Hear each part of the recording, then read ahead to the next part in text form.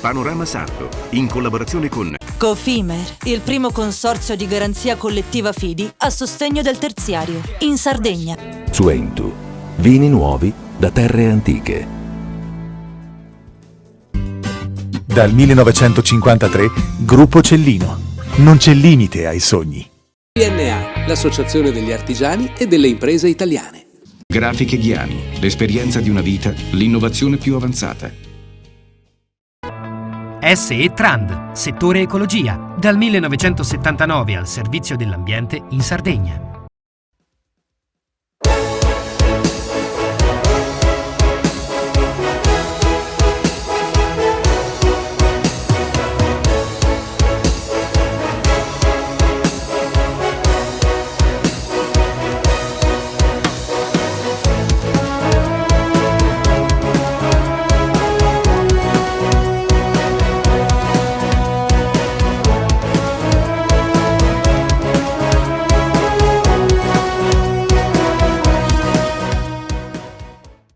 Apertura di un nuovo appuntamento con Panorama Sardo, siamo negli uffici della CNA, la Confederazione Nazionale degli Artigiani, perché nel mese di marzo sono stati elaborati dall'ufficio studi 3 report che andremo ad analizzare. Vi dico subito che il nostro viaggio di questa settimana si concluderà con l'automobile, perché negli ultimi giorni ci sono state delle grandi novità. I motori termici che dovevano andare in pensione nel 2035 rimarranno in vita ancora per qualche anno con un nuovo carburante, il carburante sintetico e fuel, ma di questo parleremo in chiusura di trasmissione. Iniziamo il nostro viaggio parlando del vostro report del 23 marzo, super bonus, e qui abbiamo avuto dei numeri importanti. Oltre il 61% della crescita del PIL, del prodotto interno lordo regionale, è dovuta nel 2022 proprio a questa scelta politica che adesso è cancellata, o come minimo rimarrà in vita fino a settembre per le unità familiari. Sì, il report, questa stima ci dice che il superbonus in Sardegna è stato un successo straordinario ed questa agevolazione ha contribuito in maniera molto più significativa di quanto ovviamente non abbia prodotto in termini di comparazione con le altre regioni italiane. E quindi sul PIL il 2,9 punti percentuali che nel 2022 abbiamo avuto di ricchezza prodotta, 1,8 punti sono ascrivibili al 110%, quindi il 61% come lei ricordava. Ovviamente tutto questo ha anche prodotto ricadute occupazionali significative, quasi 7.000 occupati diretti, ma se guardiamo all'intera filiera delle costruzioni e all'indotto ci avviciniamo alle 13.000 unità. C'è un altro numero molto importante che vado a leggere, l'impatto che ha avuto sulla occupazione, 12.600 occupati in più. Sì, questo è il dato, diciamo, complessivo, davvero significativo, un contributo importante e straordinario. Adesso le preoccupazioni che manifestiamo, ovviamente si tratta di gestire in maniera ordinata questa fase di transizione verso un livello e quindi un'intensità di aiuto dell'agevolazione più basso, ma bisogna risolvere i problemi che abbiamo indicati a partire da quello che riguarda i crediti incagliati. Ecco, qual è la vostra soluzione? Ma intanto è il governo che è chiamato a trovarla, perché sono sull'astrico, stanno praticamente letteralmente fallendo migliaia di imprese su tutto il territorio e centinaia anche a livello regionale.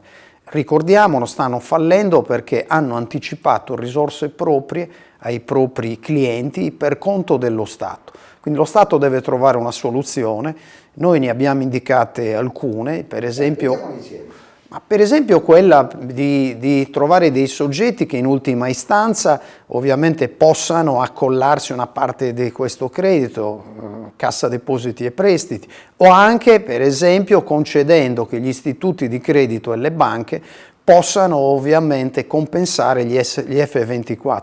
Questa è una soluzione che è stata indicata dall'insieme delle associazioni datoriali e ovviamente queste proposte di soluzione si scontrano con la Ragioneria Generale dello Stato, che ha una posizione rigida perché questi crediti rientrerebbero e verrebbero calcolati ovviamente nel debito. Però questo non è, come dire, un problema aggirabile. Da un mese e mezzo che è attivo questo tavolo a Palazzo Chigi, non registriamo passi avanti significativi e la soluzione, la condizione sul territorio sta diventando veramente esplosiva. Ecco, la Regione aveva anche pensato di coinvolgere in questo salvataggio la finanziaria, la SFIRS. Sì, ma ovviamente il decreto del 16 febbraio ha stoppato le iniziative dei livelli istituzionali, province e regioni che si stavano muovendo in queste direzioni, perché il problema non si sarebbe comunque riproposto, sempre di debito si sarebbe trattato e quindi tanto valeva che se lo accollasse direttamente allo Stato. Quanto ha contribuito il super bonus 110% nel combattere il nero, l'emersione?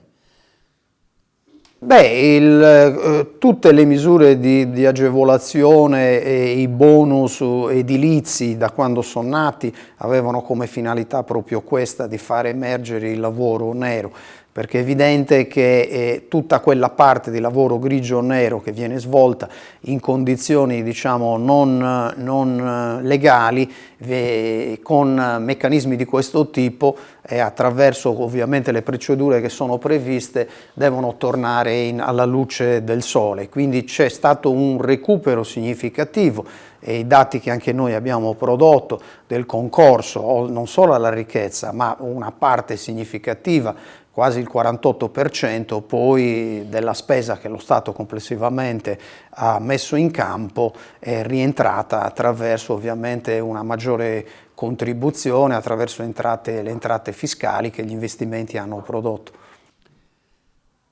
Guardando al futuro, abbiamo detto che parleremo di un traguardo che poi non è stato confermato a livello di Unione Europea per quel che riguarda l'automobile, ma per quel che riguarda le costruzioni ci sono ancora dei livelli da raggiungere. Il primo riguarda il 2030 e andando via, che riguardano l'efficientamento degli edifici pubblici e di quelli privati. A questo punto il mondo delle costruzioni dovrebbe ritornare in gioco.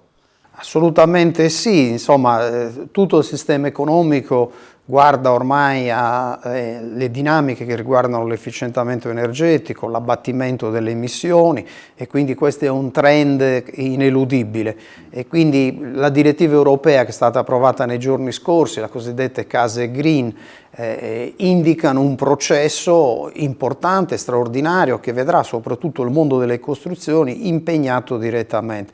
Sono traguardi ambiziosi, ma aprono e quindi che presentano degli elementi di criticità, ma che aprono per il settore delle costruzioni e per l'economia tutta anche delle opportunità straordinarie. Noi dobbiamo prepararci per poter gestire in maniera ordinata e con il massimo, come dire, dell'efficienza questi obiettivi.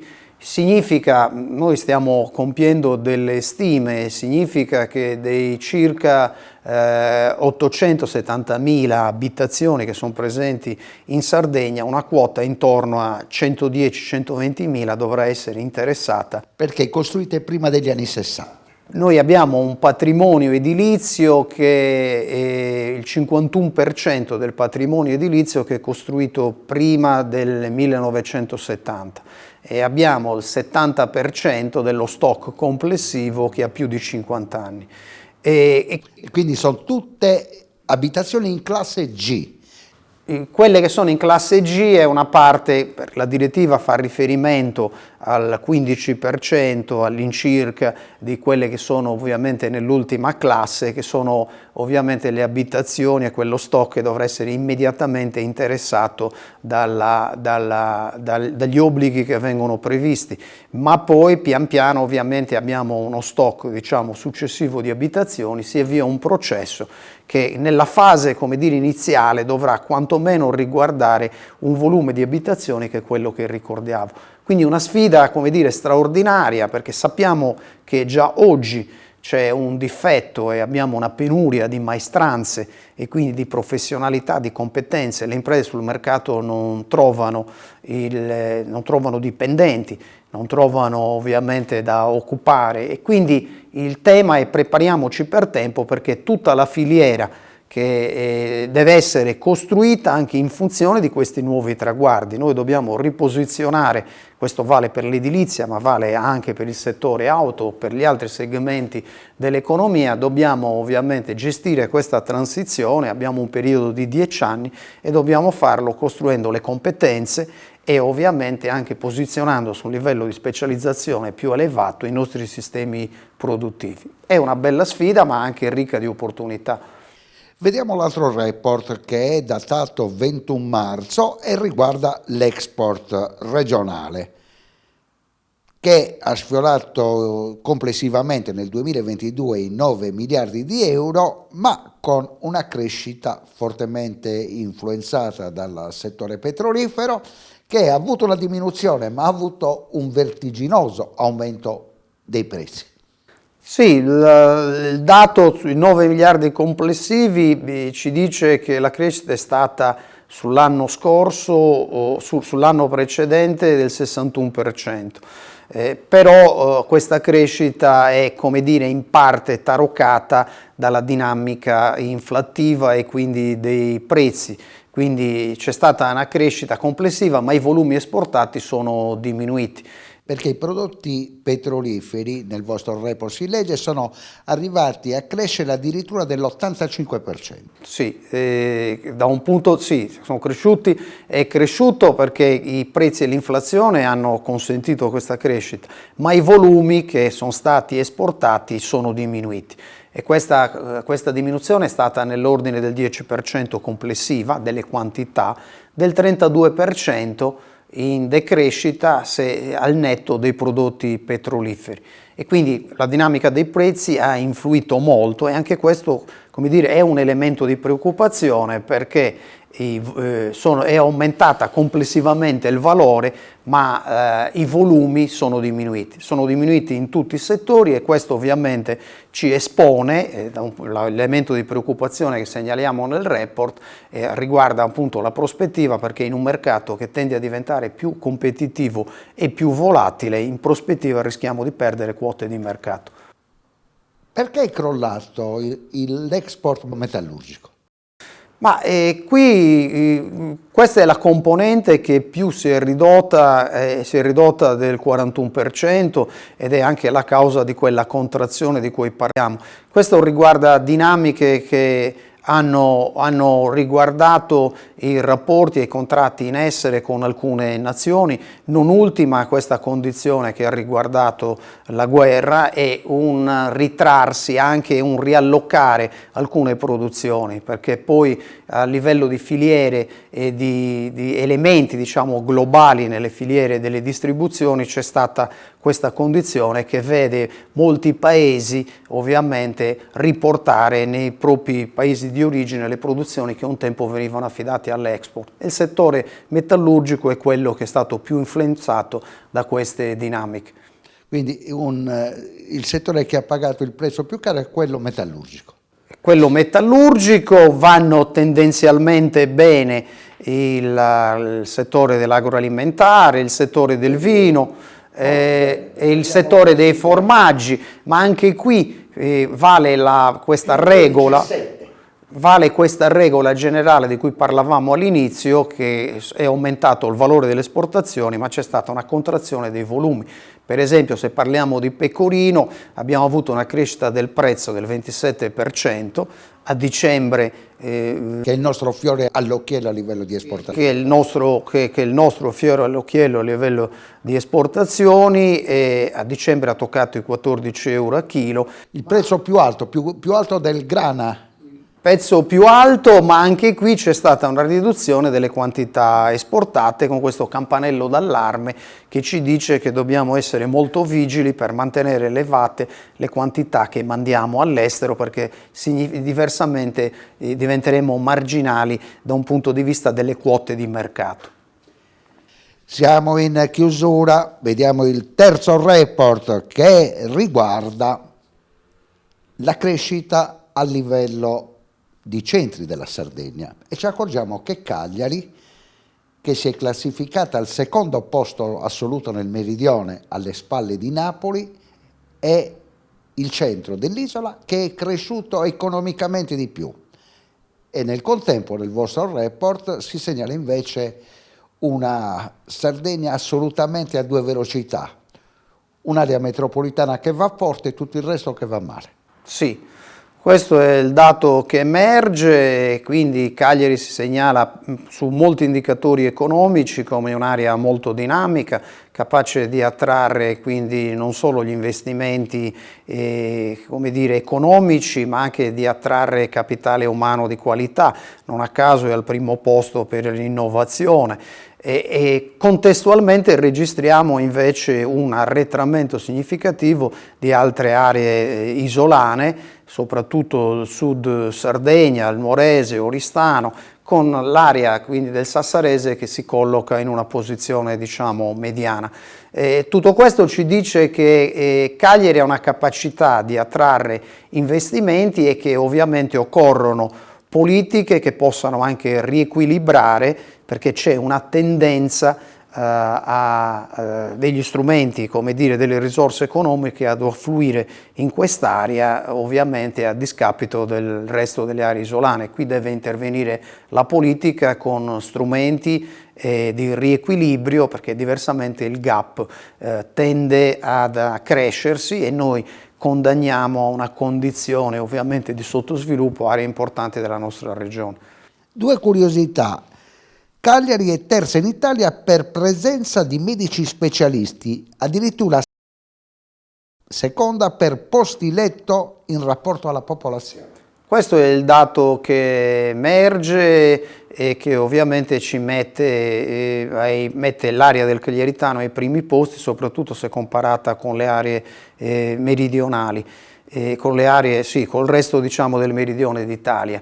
La forbice che bisogna coprire soprattutto con le altre nostre province che ai noi, come indichiamo nel report, sono proprio nella classifica e nei posti finali. Ma di queste aree c'è una positività e l'avete individuata: Sassari, Nuoro e Sud Sardegna vanno forte solamente quando si parla di economia sotto il profilo turistico. Sì, anche perché il riferimento ai dati sono dati che riguardano il periodo pandemico e c'è da dire che, come abbiamo detto più volte, la Sardegna in quel periodo ha avuto dei momenti di crescita diciamo significativa ed è stata capace di attrarre quei flussi di turismo interno. C'è stata una caduta del turismo internazionale, ma la Sardegna è stata ai primi posti nella domanda per turismo interno e soprattutto queste aree hanno dimostrato un dinamismo significativo e il turismo è ovviamente quegli asset che riescono anche a introdurre elementi di riequilibrio nelle dinamiche di ricchezza prodotta e su questo occorre ovviamente continuare ad investire.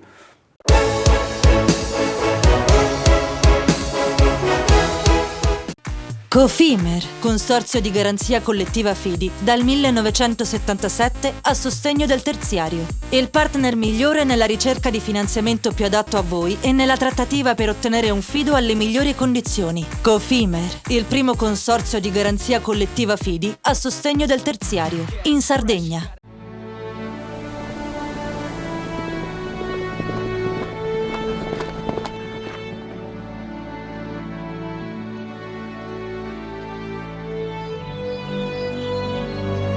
Nel cuore della Sardegna esiste un luogo dove natura e bellezza si incontrano. È qui che nascono i vini della cantina Suentu. Suentu, vini nuovi da terre antiche.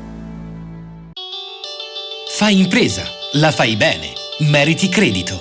Le garanzie diventano importanti. Il fondo di garanzia agevola il tuo accesso al credito. Se una banca ti presta denaro, hai garanzia a prima richiesta. Se ottieni 100, la garanzia copre fino a 80. La maggior parte delle garanzie è gratis. Il dettaglio sul sito spheres.it. Tutto inizia da un amore. Le farine, i mangimi, la pasta, le fette biscottate, la distribuzione e l'ospitalità. Dal 1953, Gruppo Cellino. Non c'è limite ai sogni. Difficile rapporto con le banche? Conta su CNA. CNA, l'associazione degli artigiani e delle imprese italiane. Siamo la più grande industria tipografica della Sardegna. Dall'81 stampiamo tutte le tirature, su tutti i supporti e con le tecnologie più avanzate del settore, garantendoti elevatissima qualità e la più totale dedizione e cura. Grafiche Ghiani, l'esperienza di una vita, l'innovazione più avanzata. Setrand, settore ecologia. Mettiamo a disposizione la nostra struttura organizzativa fornendo un valido supporto per la gestione dei rifiuti speciali pericolosi e non pericolosi.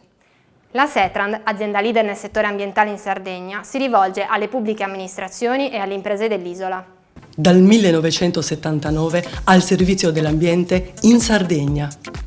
Il PNRR destina 40 miliardi di euro agli enti locali. Digitalizzazione, innovazione, competitività, cultura e turismo, transizione ecologica e mobilità sostenibile, istruzione e inclusione sociale. Per i comuni della Sardegna, un'opportunità da non perdere. La società Prima Idea assiste le amministrazioni in tutte le fasi della progettazione fino alla presentazione della domanda. Velocità, competenza e professionalità. Prima Idea per il PNRR, una scelta vincente. Visita il sito www.primaidea.com.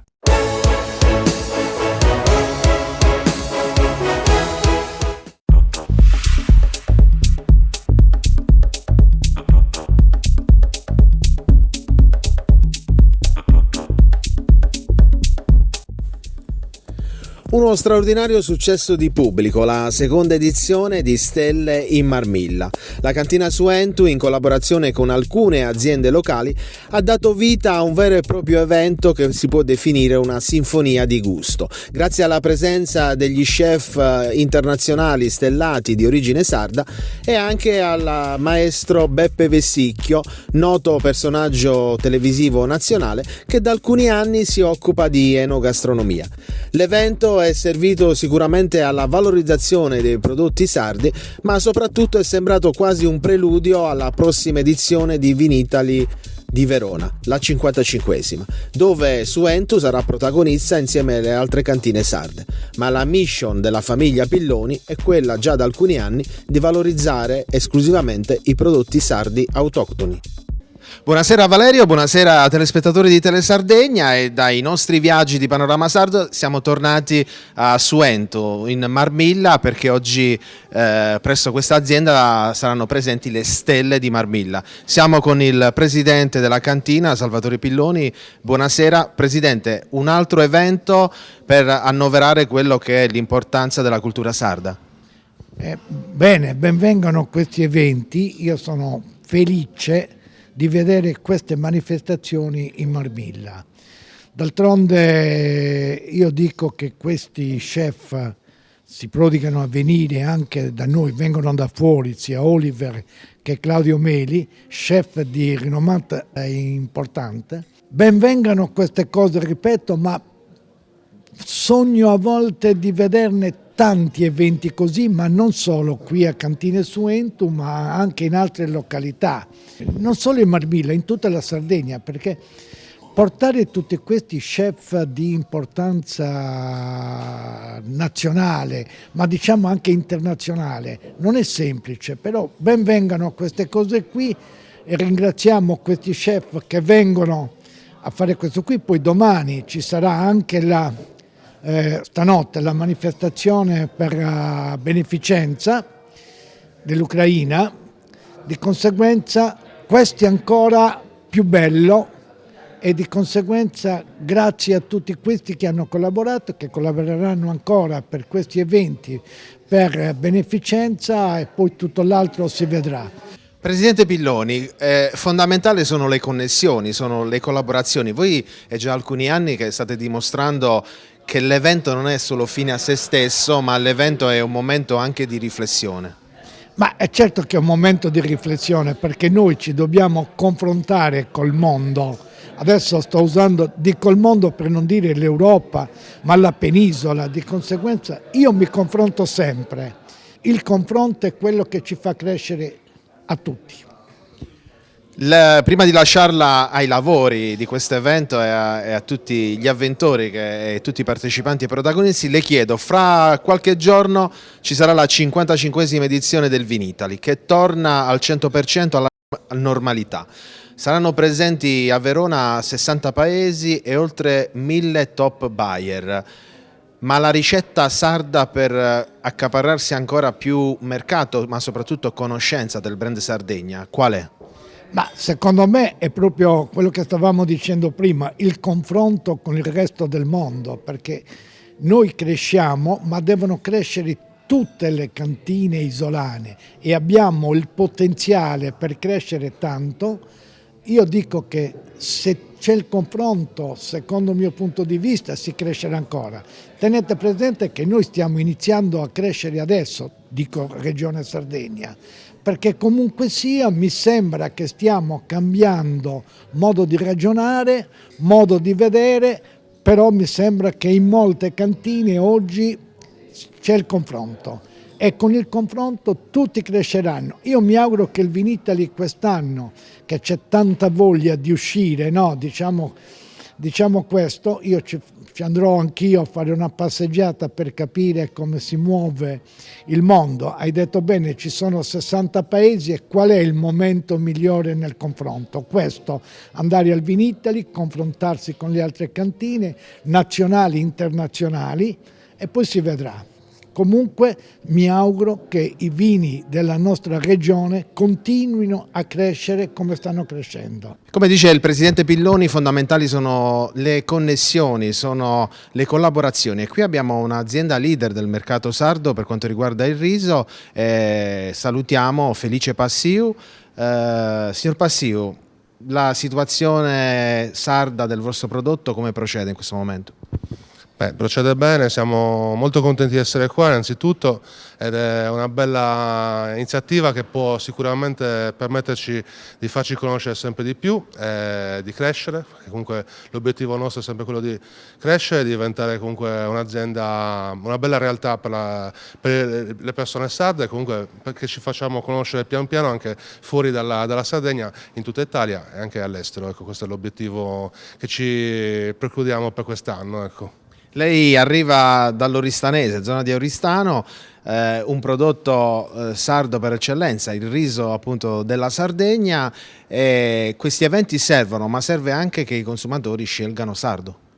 Quello già lo fanno, secondo noi sicuramente bisogna magari far conoscere di più le realtà sarde, perché comunque già il sardo gli piace provare prodotti sardi e consumare prodotti sardi, quindi la cosa che bisogna fare sicuramente è sensibilizzare il più possibile, fargli conoscere le realtà, le belle realtà che ci sono nella nostra bella isola e da lì poi le cose vengono da sé, ecco. Quindi siamo molto fiduciosi e siamo contenti anche del riscontro che abbiamo ricevuto in questi anni dal comparto sardo. Ecco. Ci sembra che anche oggi ci sia un sold out qui da Suento e facciamo un piacevole incontro col deputato Mura che è qui insomma come avventore. Quanto sono importanti questi eventi, deputato? Sono eventi fondamentali per far conoscere le realtà imprenditoriali, soprattutto le realtà imprenditoriali del mondo vitivinicolo della Sardegna, perché ormai la produzione del vino non è più mirata alla sola vendita nei grandi mercati internazionali o nazionali, ma sta crescendo continuamente la vendita diretta in cantina e quindi la vendita dell'esperienza del mondo della produzione viticola e vinicola, e sta crescendo la vendita assieme al vino di quello che è il territorio. Il signor Pilloni qua con le cantine di Suento stanno facendo un lavoro egregio per raccontare questa parte di Sardegna che ha tanto da dire rispetto alla produzione del vino in maniera altamente qualitativa.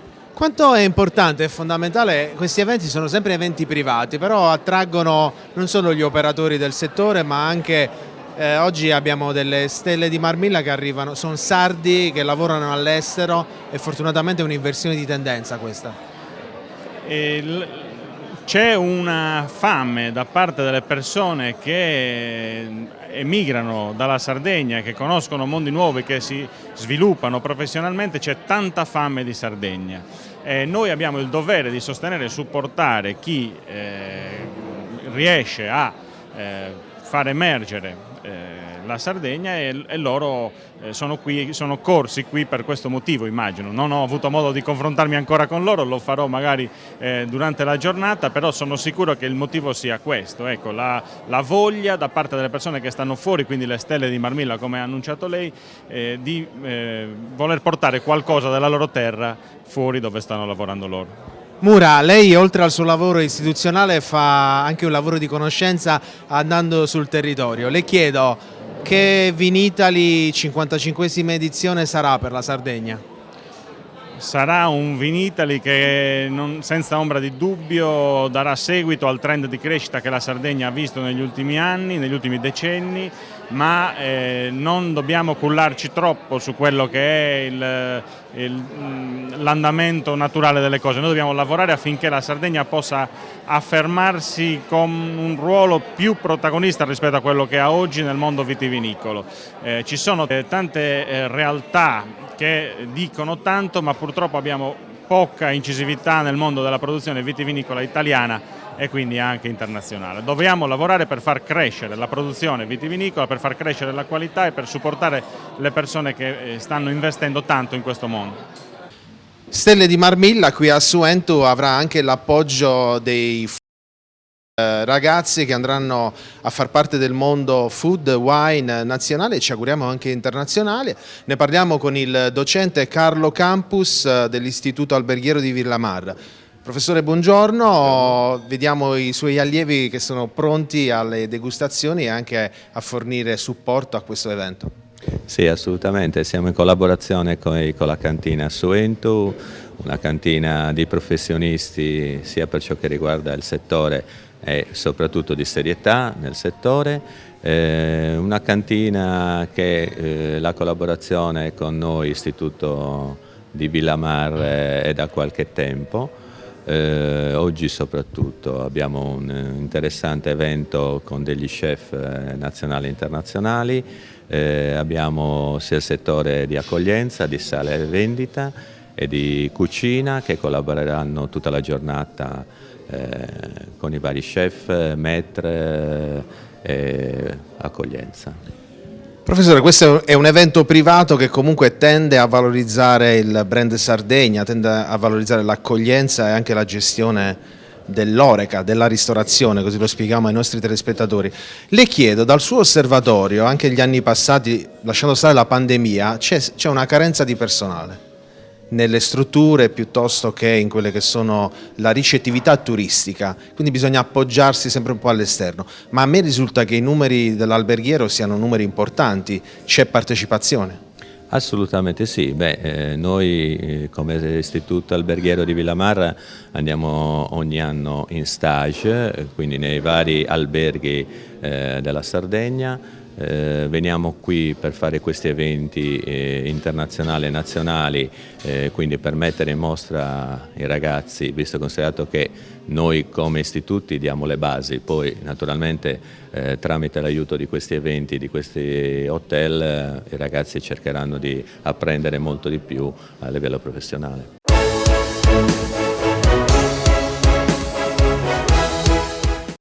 Cofimer, consorzio di garanzia collettiva Fidi, dal 1977 a sostegno del terziario. Il partner migliore nella ricerca di finanziamento più adatto a voi e nella trattativa per ottenere un fido alle migliori condizioni. Cofimer, il primo consorzio di garanzia collettiva Fidi a sostegno del terziario, in Sardegna. Meno scartoffie e più efficienza? Conta su CNA. CNA, l'associazione degli artigiani e delle imprese italiane.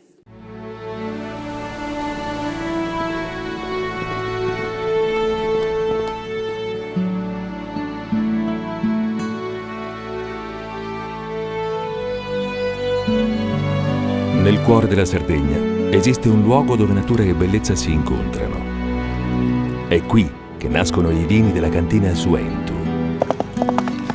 Suentu, vini nuovi da terre antiche.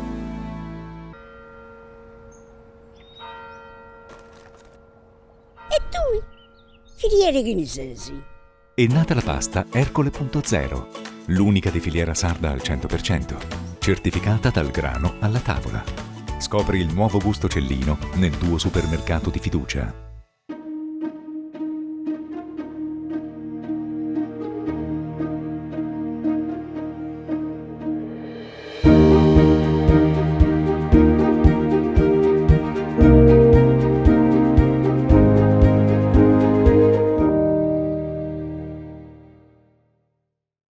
Fai impresa, la fai bene, meriti credito. Le buone idee viaggiano con le garanzie.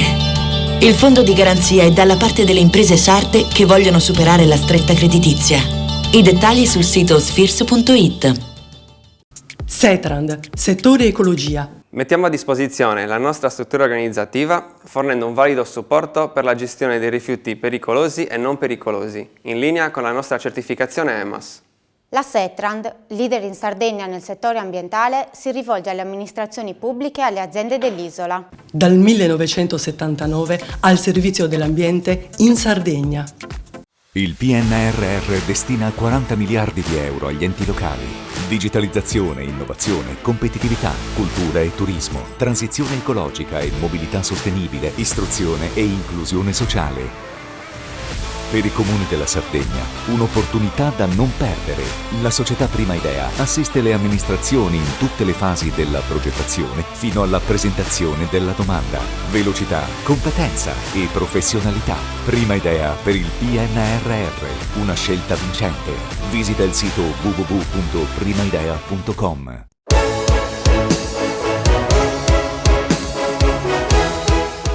E in questo percorso di Stelle di Marmilla ci ha raggiunto lo chef Melis. Buonasera. Buonasera, come andiamo? Andiamo molto bene, abbiamo visto che qui oggi a Suentu di nuovo si creano fondamentali connessioni fra il cibo e quello che è il vino e quello che è la cultura delle zone come la Marmilla della nostra Sardegna. Lei cosa proporrà oggi?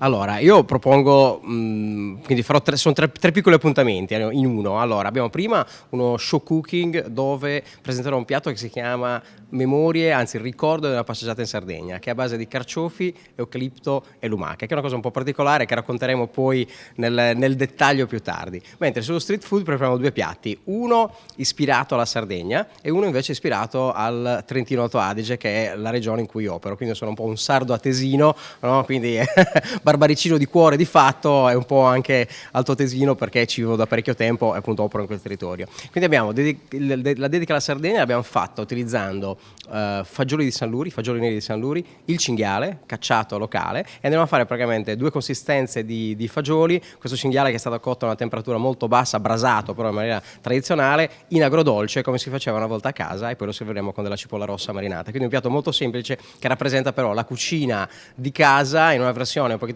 più elegante con prodotto tutto quanto territoriale.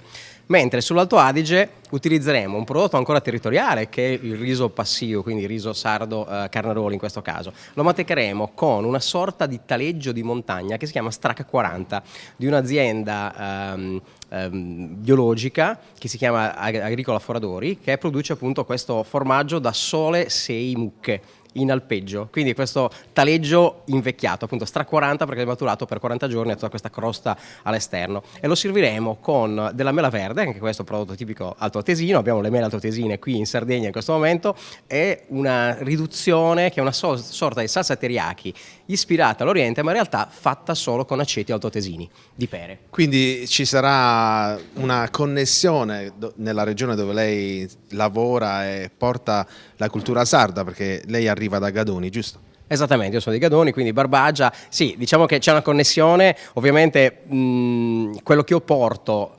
della Sardegna a Bolzano o in Alto Adige è un carattere molto forte nella cucina, perché ovviamente uno chef deve misurarsi col territorio nel quale opera, quindi anche per una questione di sostenibilità sarebbe assurdo venire in Sardegna e fare, che ne so, i cani dell'Altoatesini o andare in Alto Adige e per forza di cose proporre, che ne so, il sauté di cozze, perché no? Bisogna immedesimarsi in quello che è un territorio, però c'è tutta quella potenza e quella forza che rappresenta noi, il popolo sardo, si traduce insomma nei miei piatti, con prodotto ovviamente locale altoatesino in questo caso. Lei ha anticipato un po' la domanda che le volevo fare adesso. Bene. La cultura del mangiare sardo, la cultura del mangiare sano, ma soprattutto di portare i territori dalla Sardegna fuori dalla Sardegna. Questa missione fa parte anche degli chef. Questa missione sicuramente fa parte anche degli chef, è un qualcosa che deve essere fatto perché sono prodotti che assolutamente meritano di essere conosciuti, così come succede viceversa, no? Che dall'Italia o dal resto del mondo arrivano dei prodotti. Ora, io sono parzialmente per la contaminazione, che ci sta, però per me è importante, soprattutto in questo momento post-Covid, chiamiamolo così, di stare italiano il più possibile, di stare territoriale il più possibile. Però se pensiamo a certe produzioni di riso, i vini, i formaggi, meritano di essere conosciuti dall'Italia, ma anche, attenzione, dal resto del mondo. Abbiamo raggiunto un'altra stella di Marmilla, Oliver Piras. Da Cagliari, da Parigi, raccontaci un po'. Niente, adesso siamo dico siamo perché gli chef del ristorante siamo in due, siamo io e la mia compagna. Avevamo un ristorante prima in nord Italia a Cortina, adesso siamo a Parigi con la famiglia Cerea da Vittorio e siamo ormai 2 anni al Carpaccio dentro l'hotel Royal Monceau Raffles Paris, quindi siamo a 300 metri dall'Arco di Trionfo e abbiamo una stella Michelin, ci divertiamo a fare cucina italiana a Parigi in pieno centro. Oggi siamo in Marmilla, un grande fermento per questa seconda edizione, ma soprattutto la cultura sarda deve essere protagonista sempre.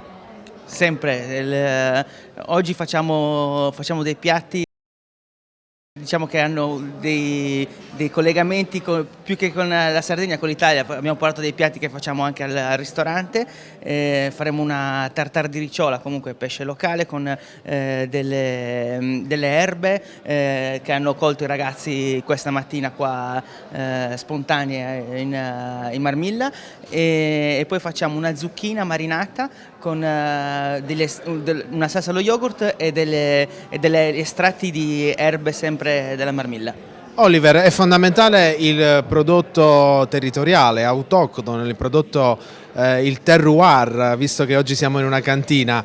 Dal tuo osservatorio, la Francia come risponde all'Italia? Allora, in Francia i prodotti sono altrettanto eccezionali, anche se per noi alcune cose rimangono sempre più buone in Sardegna e in Italia. Ecco. Poi, però sono molto apprezzate anche a Parigi i prodotti italiani e non manchiamo di importare qualcosa dalla Sardegna. Alessandra, quindi Veneto, Sardegna, Parigi, Fugaleotta. Sì, è vero. Prima ci siamo rincontrati a Bergamo, dalla famiglia Cerera, da Vittorio, e da 11 anni che siamo insieme, lavoriamo e andiamo avanti, ce la godiamo. E quindi c'è una, come dire, una continuazione sardo-veneta che poi a Parigi l'Italia la fa da padrona. Sì, dai, cerchiamo di fare gli ambasciatori a Parigi, ci proviamo. Stelle di Marmilla ospita anche aziende che fanno dei prodotti autoctoni, originali, di cultura e estrazione sarda. L'orto di Giampiero da Siddi ne è un altro esempio. Buongiorno. Signor Giampiero. Sì, siamo diversi anni che stiamo cercando di produrre legumi e cercando di farlo in modo naturale. Adesso c'è mia figlia che sta seguendo l'orto.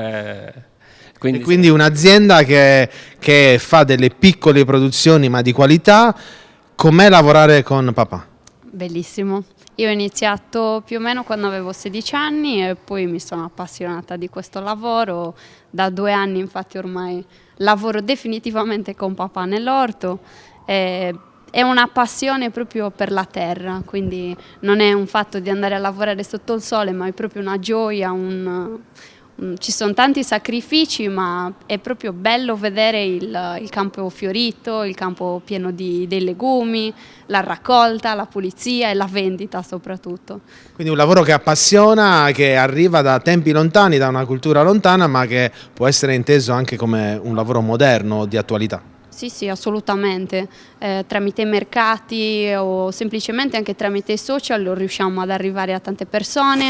Ho notato che anche tanti giovani ormai stanno tornando ai legumi, per fortuna, perché comunque sono essenziali. Spesso possono essere sostituiti anche alla carne, ad esempio, quindi sono molto contenta di vedere che ci sia questa riaffermazione dei legumi. Ci ha raggiunto Valeria Pilloni. Valeria, buonasera. Un evento Stelle di Marmilla che sta prendendo forma in tutte le sue sfaccettature. Avete fatto un programma veramente molto intenso. Sì, la seconda edizione di Stelle in Marmilla, che abbiamo confermato questo format molto interessante. Diciamo che l'obiettivo è quello appunto di unire gli chef al vino e anche ai dibattiti, insomma. E questa seconda edizione è molto interessante, anche perché la precedente edizione avevamo coinvolto gli chef stellati in Sardegna, e in questa edizione chef sardi stellati fuori dalla Sardegna. Quindi con gli chef si è pensato a fare dei piatti, ecco, che si potessero sposare bene con i nostri vini e sempre con prodotti del territorio, ecco. Suentu a questo punto non è radicato qui in Marmilla solo con le vigne, ma anche con la cultura del buon cibo. Sì, è quello in cui crediamo. Pensiamo che appunto il vino col cibo siano fortemente legati e insieme diano appunto rappresentazione del territorio in cui ci troviamo. E come promesso abbiamo un gradito ospite per Panorama Sardo, il maestro Beppe Vessicchio, che è qui anche lui oggi per Stelle di Marmilla. Maestro, grazie e benvenuto in Sardegna. Grazie a voi, grazie all'ospitalità, bella giornata, ho lasciato Roma nuvolosa, invece trovo il sole, bellissimo.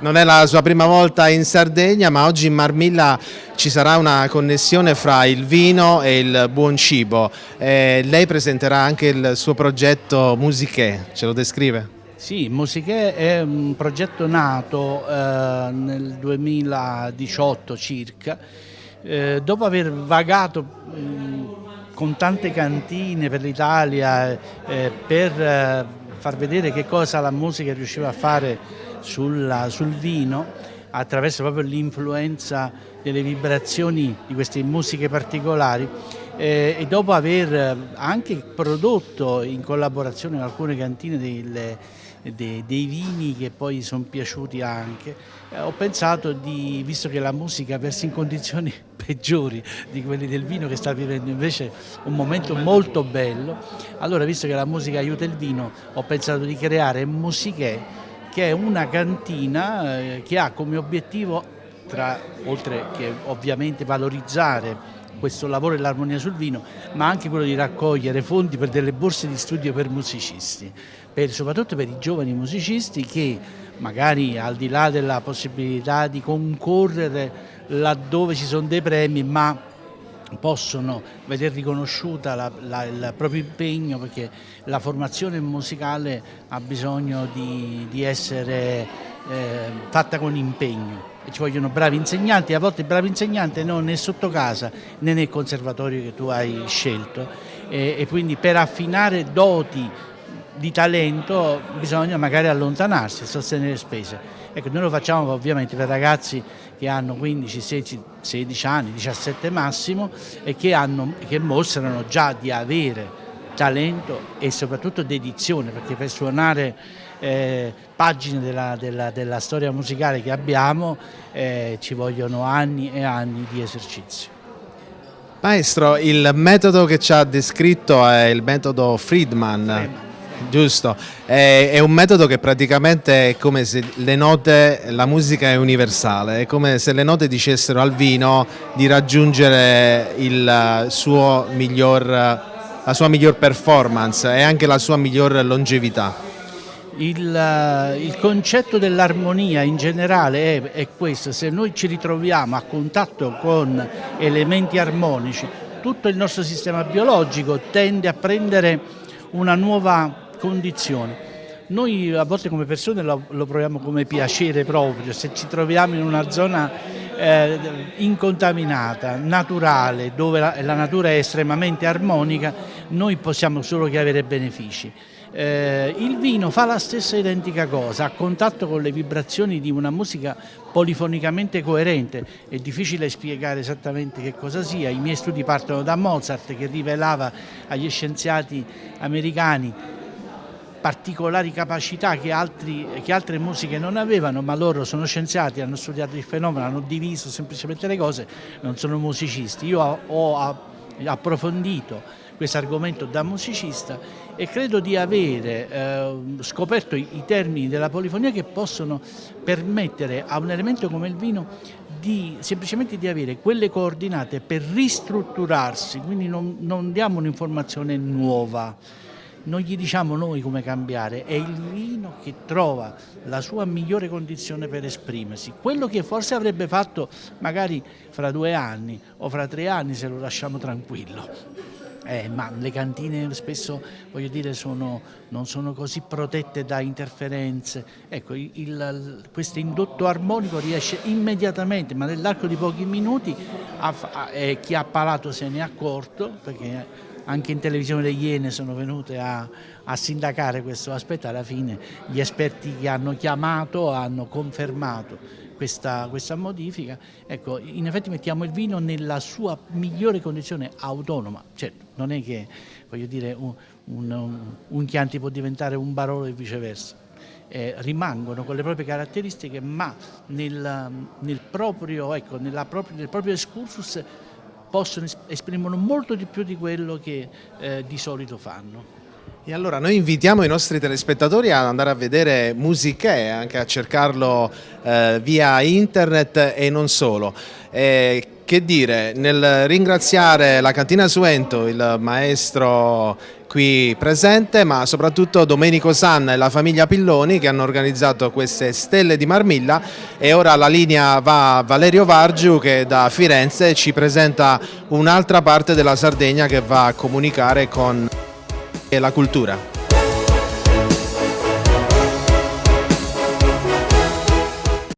Cofimer, consorzio di garanzia collettiva Fidi, dal 1977 a sostegno del terziario. Il partner migliore nella ricerca di finanziamento più adatto a voi e nella trattativa per ottenere un fido alle migliori condizioni. Cofimer, il primo consorzio di garanzia collettiva Fidi a sostegno del terziario, in Sardegna. Siamo la più grande industria tipografica della Sardegna. Dall'81 stampiamo tutte le tirature, su tutti i supporti e con le tecnologie più avanzate del settore, garantendoti elevatissima qualità e la più totale dedizione e cura. Grafiche Ghiani, l'esperienza di una vita, l'innovazione più avanzata. Tutto inizia da un amore. Le farine, i mangimi, la pasta, le fette biscottate, la distribuzione e l'ospitalità. Dal 1953, Gruppo Cellino. Non c'è limite ai sogni. Nessuno lotta per la tua impresa? Conta su CNA. CNA, l'associazione degli artigiani e delle imprese italiane. Fai impresa, la fai bene. Meriti credito. Non c'è solo il credito bancario. Con i mini bond e le cambiali finanziarie coperti dal fondo di garanzia, i tuoi progetti trovano nuovi investitori che credono in te. Contatta Spheres.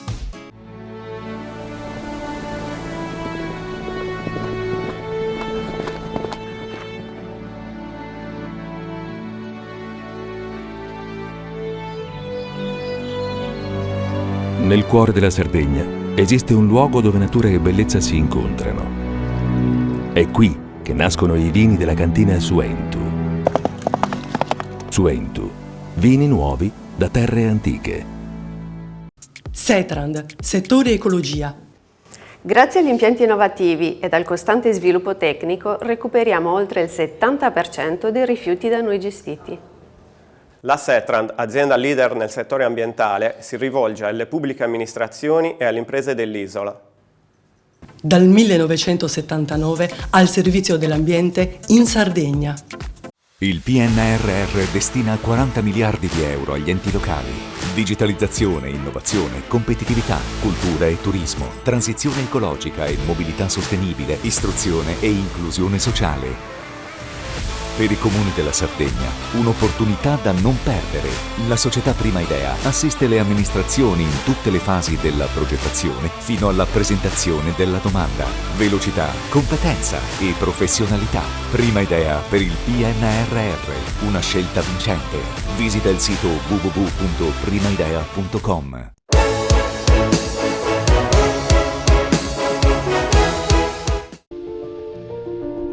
In soli 7 giorni la nostra regione è stata protagonista in 4 grandi appuntamenti internazionali dedicati al mercato delle vacanze. La scorsa settimana a Napoli per la borsa turistica del Mediterraneo, poi Alghero per la Bitas concomitante con gli eventi di Milano, per l'Expo del turismo religioso e di Firenze per la edizione 2023 di Tourisma, il Salone internazionale del turismo culturale curato da Piero Prunetti, direttore della rivista Archeologia Viva. Lo stand della Sardegna allestito per il 9º anno consecutivo dalla Carlo Delfino Editore ha portato a Firenze una proposta turistica organizzata nella quale l'archeologia, le tradizioni culturali e le economie rurali costituiscono elementi connotanti di una regione che ha proposto agli operatori turistici la possibilità di soluzioni di viaggio per un turismo sostenibile di piccole comunità con misurata capacità di accoglienza. La 3 giorni fiorentina dell'isola si è chiusa ieri sera con un bilancio di 11.000 visitatori ed un risultato decisamente positivo con uno stand di passaggio obbligato arricchito da un grande schermo a LED, l'unico presente nel salone, che ha proiettato ai visitatori una Sardegna di unicità archeologiche incastonate in un paesaggio naturale unico. Un allestimento, quello proposto dalla Sardegna a Tourisma, che pone il tempo, la persona, la conoscenza come ingredienti esperienziali che sanno coniugare spiagge e interni, buona cucina e una cultura dell'ospitalità sacra già ai tempi pagani. Una Sardegna che si è presentata con proposte territoriali associate come l'Unione dei Comuni della Trecenta o in rete di aziende come le 20 imprese di gestione di beni culturali ed archeologici operanti da nord a sud della Sardegna, riuniti insieme nel progetto Smart. Sono state presenti al Salone Fiorentino anche le 2 grandi realtà legate al mondo storico della pietra, il Menhir Museum di Laconi, promotore capofila della rete nazionale delle statue Stele Menhir, e la Fondazione Montebrama, con l'unicità dei suoi giganti di pietra che stanno imponendo la rilettura della storia della statuaria mediterranea. E soprattutto ha una grande capacità di richiamo storico, ovvero dei percorsi che hanno condotto dal Neolitico alla fase dei nuraghi e quindi del secondo millennio a.C. a creare le condizioni perché poi questi luoghi diventassero ospitali e motore dello sviluppo della Sardegna. È indubbio che però in questi comuni della Trecenta si riesce attraverso necropoli, attraverso segni inconfurabili della storia, a ricostruire quello che è una capacità evocativa che nell'archeologia diventa desiderio di vivere, ispirare, trovare lo spirito detto genus loci. È una sensazione che la Trecenta, al di là dei singoli comuni, riesce a dare nel suo complesso e va promossa, va fatta conoscere, e quindi sono contento di questa iniziativa a Tourisma. Detto questo, poi ci sono stati dei momenti in cui proprio in questo territorio vi è stato il segno inconfondibile delle relazioni con le civiltà toscane. Penso al periodo della Repubblica Marinara Pisana, che segnò con la Sardegna l'espansione e la crescita nel Mediterraneo di un ruolo che fu molto importante. Del resto è quello il periodo in cui lo scambio di questa realtà che fra Pisa e la Sardegna porta a commerciare, a vivere rapporti con le sponde anche dell'altro Mediterraneo, che arriva, non so, la scoperta della matematica oppure la conoscenza di quello che sono poi le basi della nostra scienza e della nostra civiltà. Io penso che in qualche modo la Sardegna fosse al al centro del Mediterraneo vivesse queste fasi con una luce di civiltà particolarmente elevata e di spessore, e oggi tutto questo deve essere trasformato in richiamo turistico. Se c'è una cosa che si impara nelle occasioni internazionali, fiere, borse, sagre internazionali, eccetera, c'è una cosa che si impara, è che l'immagine ha una sua importanza decisiva, perché è solo l'immagine che ti racconta quel luogo, e quindi la promozione. Beh, l'immagine è suggestione, è racconto, quindi è fondamentale nella comunicazione, nella promozione, serve a far conoscere, a valutare, a rivalutare luoghi anche spesso già visitati. Noi da anni ci dedichiamo a questa attività e lo facciamo seguendo anche le nuove tecnologie che cambiano e ci portano appunto in nuove dimensioni anche. È un modo diverso di vedere la Sardegna, non più come dire a tu per tu, ma anche dall'alto, e quindi perfino chi ci abita quasi fa fatica a conoscere. La nostra peculiarità, cioè noi ci siamo dedicati sostanzialmente alla ripresa aerea che scopre, che svela, che racconta in maniera differente spesso luoghi che già conosciamo, che frequentiamo, quindi questo è il valore di questo tipo di immagine. Si aggiunge poi, a questo si aggiunge l'utilizzo dei visori immersivi, le ricostruzioni, altre tecniche di comunicazione che comunque partono sempre dal prodotto fotografico, da quello digitale acquisito in maniera naturale, specifica. La fotografia è tecnica, ma senza sentimento non si può fotografare, o meglio non si può raccontare la bellezza senza il sentimento. Immagini parlanti. Quello è...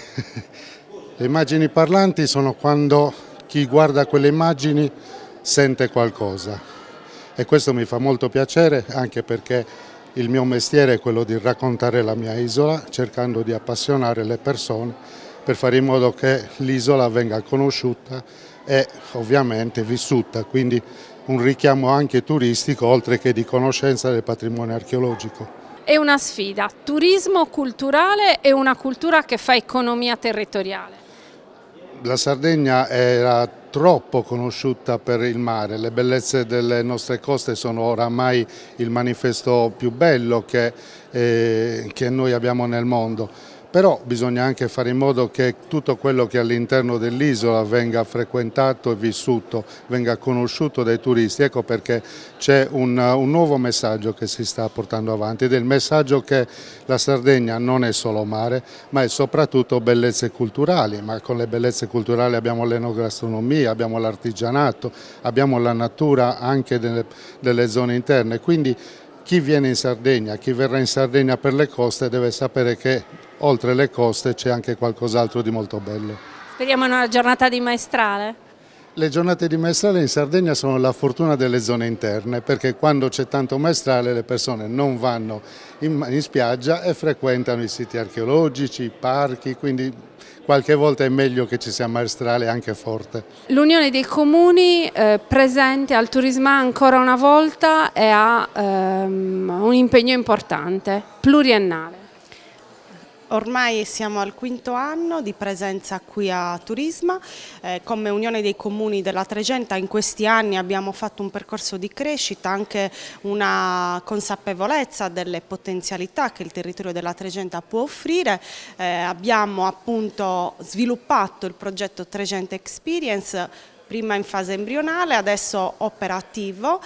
Per i prossimi anni abbiamo degli appuntamenti importanti, quindi non solo di promozione del territorio ma di valorizzazione soprattutto nei siti archeologici della Tregenta, tramite anche dei finanziamenti che l'Unione dei Comuni della Tregenta ha preso da parte della Regione Sardegna, che ha ritenuto meritevole l'esperienza di Tregenta Experience, e quindi è un progetto che piano piano cresce sempre di più, prende consapevolezza anche negli amministratori e nelle comunità locali, e quindi la nostra presenza qui rafforza quell'intenzione di ospitare il visitatore a vivere una esperienza in Trecenta. Turisma 2023, la Sardegna protagonista ancora un pezzettino di più.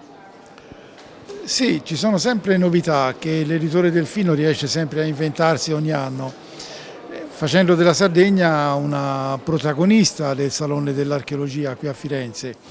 E diciamo che Delfino casca bene perché la sua isola è così ricca, è una vera miniera dal punto di vista archeologico e monumentale, per cui anche queste immagini che vediamo alle nostre spalle, con le straordinarie foto di Nicola Castangia, non sono una creazione forzata, sono un messaggio vero e realistico di quello che la Sardegna può offrire a tutti. Archeologia, cultura, turismo, un trinomio. Beh, è giusto così, il turismo non è fatto solo di archeologia, ma è fatto un po' di tutto quello che l'isola ormai offre a un turista attento, un turismo, come dire, oggi si parla di turismo lento. Bene, qui ci sono immagini veramente dei fotografi più, come dire, quelli più di rilievo in Sardegna, che collaborano con la casa editrice, come diceva appunto il direttore Prunetti, da Nicola Castangia, Gianni Narvito, Renato Brozzo, quindi ciò che c'era di meglio l'abbiamo messo in questo Ladewall, dove ci sono circa 100 immagini e una bella, come dire, esposizione anche del romanico, che è una bella realtà che sta emergendo.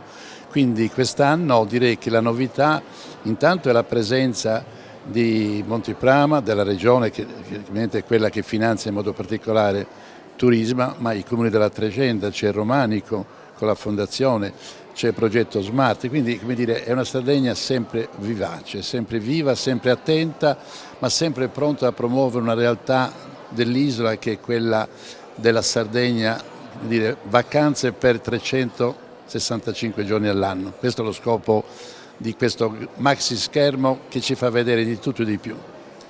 La sfida è iniziata un po' di tempo fa, una rivista che periodicamente ci ripropone un'archeologia che è divulgativa ma altamente scientifica, come si sposa con il grande pubblico.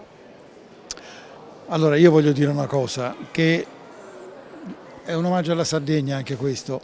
L'idea di fare una rivista divulgativa aperta al grande pubblico e diciamo pure così ricca di contenuti, grazie ai suoi collaboratori, è nata da una mia esperienza in Sardegna nel 1980, quando io attraversai l'isola a piedi. Io in quell'esperienza ho vissuto l'intuizione che l'archeologia, che vedevo ad ogni passo camminando da Callagonone a Capomanno, ho capito che l'archeologia poteva essere non solo un'eredità, ma anche uno spettacolo, un modo di vivere l'ambiente. Da lì si è sviluppato tutto, è nato tutto, quindi la Sardegna è nel mio sangue e mi ha alimentato. Credo che faccia questo effetto a molti. Una rete di siti archeologici e di musei. Sì, un progetto che prosegue, siamo alla seconda annualità, stiamo mettendo assieme quelle che sono le imprese cooperative che lavorano da più di 30 anni nella gestione dei musei e dei siti archeologici della Sardegna, che si propongono in maniera unitaria, perché la Sardegna archeologica ha un patrimonio enorme ma non viene percepito ancora abbastanza all'estero e in Italia, quindi muoversi in maniera unita è la formula vincente che noi vogliamo adottare. Muoversi in maniera unita anche nel territorio, forse il vero problema è conoscersi. Assolutamente sì, lavorare in rete significa scambiare esperienze, scambiare professionalità, tutte queste guide che da anni accompagnano, sono la voce che entra nella testa dei turisti, che però tra di loro magari a volte non parlano, perché noi sardi siamo anche così. Questo progetto serve a metterli in squadra, in staff, serve a condividere progetti, a far crescere la nostra terra, il nostro territorio che ha delle bellezze immense. Guardate, oggi vengo fuori dai buyer, dai sellers, abbiamo lavorato un po' con quello che è il mercato internazionale. Emergono due cose. Il mare va benissimo, ma la gente non si accontenta solo del mare. Questo è il primo dato che ho preso oggi.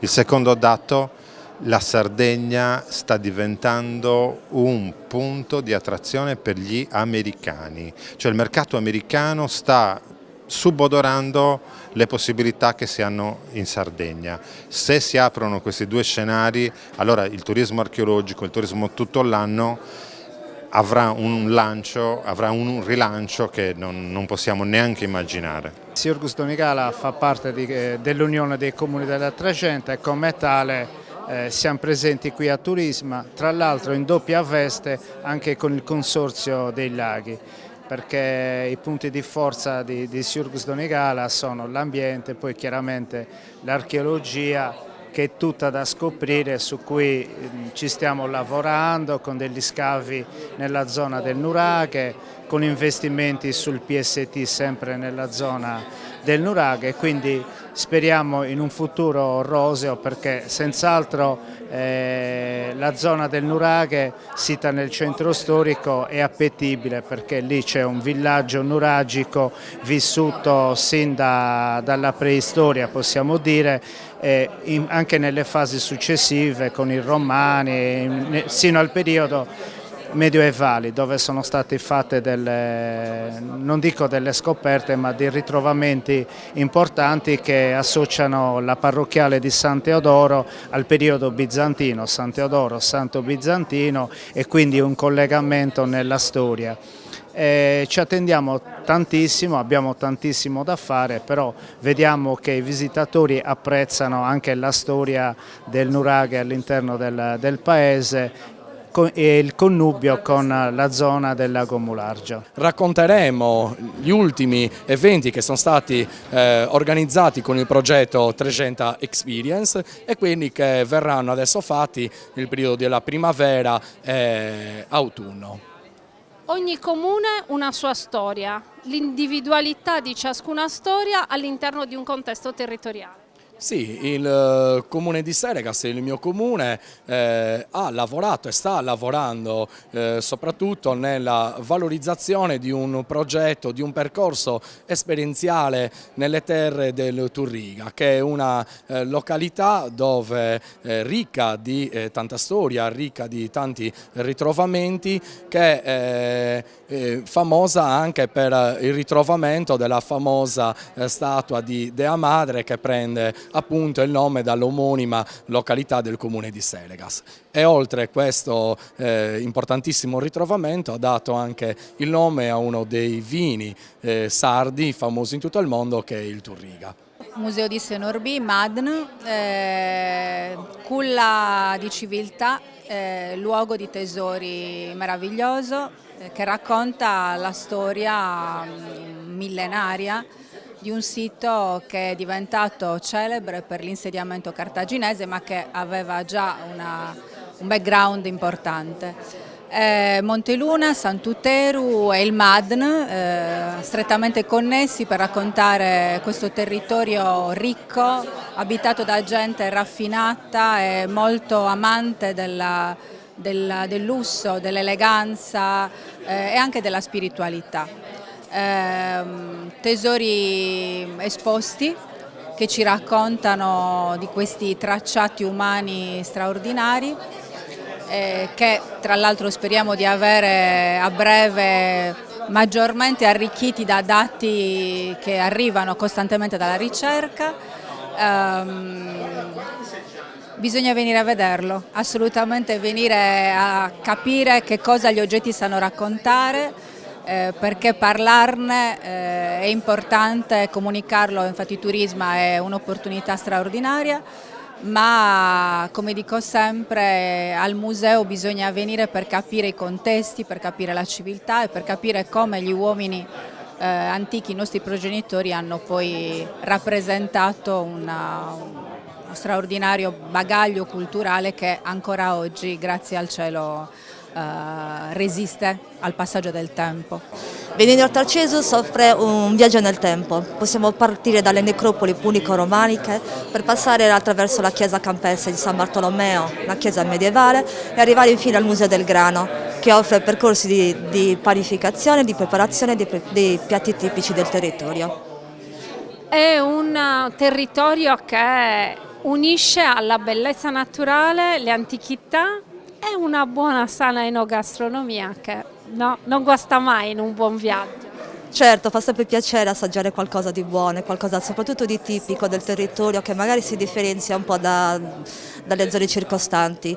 Nel Museo del Grano infatti si preparano anche piatti tipici a base di semola, come la semola fritta ad esempio, o la semola incasata col formaggio e il sugo.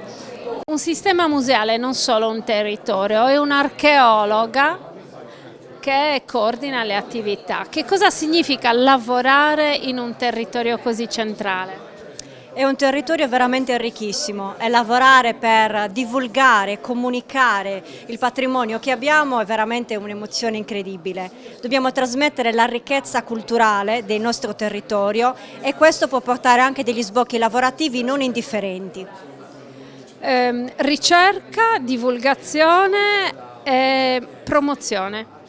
Promozione e fruibilità. Dobbiamo lavorare tutti assieme per rendere il patrimonio maggiormente attrattivo e soprattutto fruibile. Per questo investiamo molto anche in termini di multimedialità e di comunicazione. Guamaggiore nel cuore della Sardegna, perché venire a Guamaggiore? Guamaggiore, assieme agli altri comuni della Tregenta, offre un patrimonio archeologico ricchissimo. L'amministrazione sta investendo molto nella realizzazione di un museo archeologico e negli scavi del Nuraghe Barru che qui presentiamo con un modello 3D dell'Università di Tübingen, ma presenta anche un patrimonio ricco che arriva sino all'età medievale, con la chiesa di San Pietro, di cui potete vedere ugualmente il modello 3D. Assolutamente una vetrina interessante per i nostri singoli comuni, quindi sicuramente dei comuni tutti con delle peculiarità, ma anche tutti insieme per presentare un territorio ricco di testimonianze storiche, ma anche di tanta cultura, sia cultura archeologica ma anche enogastronomica.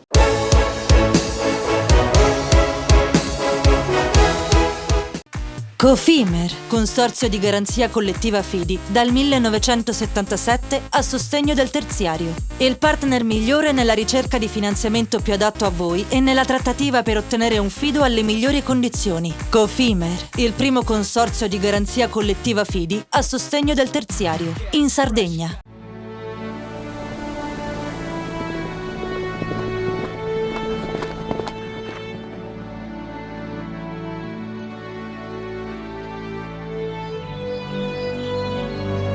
Nel cuore della Sardegna esiste un luogo dove natura e bellezza si incontrano. È qui che nascono i vini della cantina Suentu.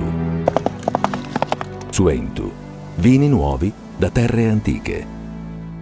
Fai impresa, la fai bene, meriti credito. Le garanzie diventano importanti. Il fondo di garanzia agevola il tuo accesso al credito. Se una banca ti presta denaro, hai garanzia a prima richiesta. Se ottieni 100, la garanzia copre fino a 80. La maggior parte delle garanzie è gratis. I dettagli sul sito sfirso.it.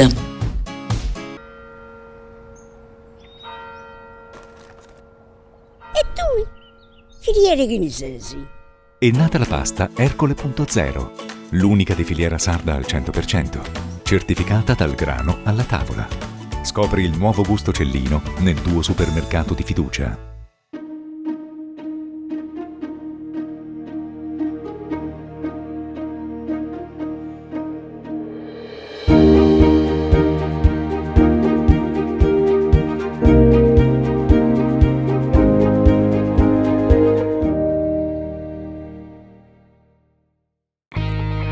Difficile rapporto con le banche? Conta su CNA. CNA, l'associazione degli artigiani e delle imprese italiane. Setrand, settore ecologia. Siamo in grado di attivare il servizio di pronto intervento ecologico in caso di emergenza e con potenziale contaminazione delle matrici ambientali. La Setrand, azienda leader nel settore ambientale in Sardegna, si rivolge alle pubbliche amministrazioni e alle imprese dell'isola. Dal 1979 al servizio dell'ambiente in Sardegna. Il PNRR destina 40 miliardi di euro agli enti locali. Digitalizzazione, innovazione, competitività, cultura e turismo, transizione ecologica e mobilità sostenibile, istruzione e inclusione sociale. Per i comuni della Sardegna, un'opportunità da non perdere. La società Prima Idea assiste le amministrazioni in tutte le fasi della progettazione fino alla presentazione della domanda. Velocità, competenza e professionalità. Prima Idea per il PNRR, una scelta vincente. Visita il sito www.primaidea.com.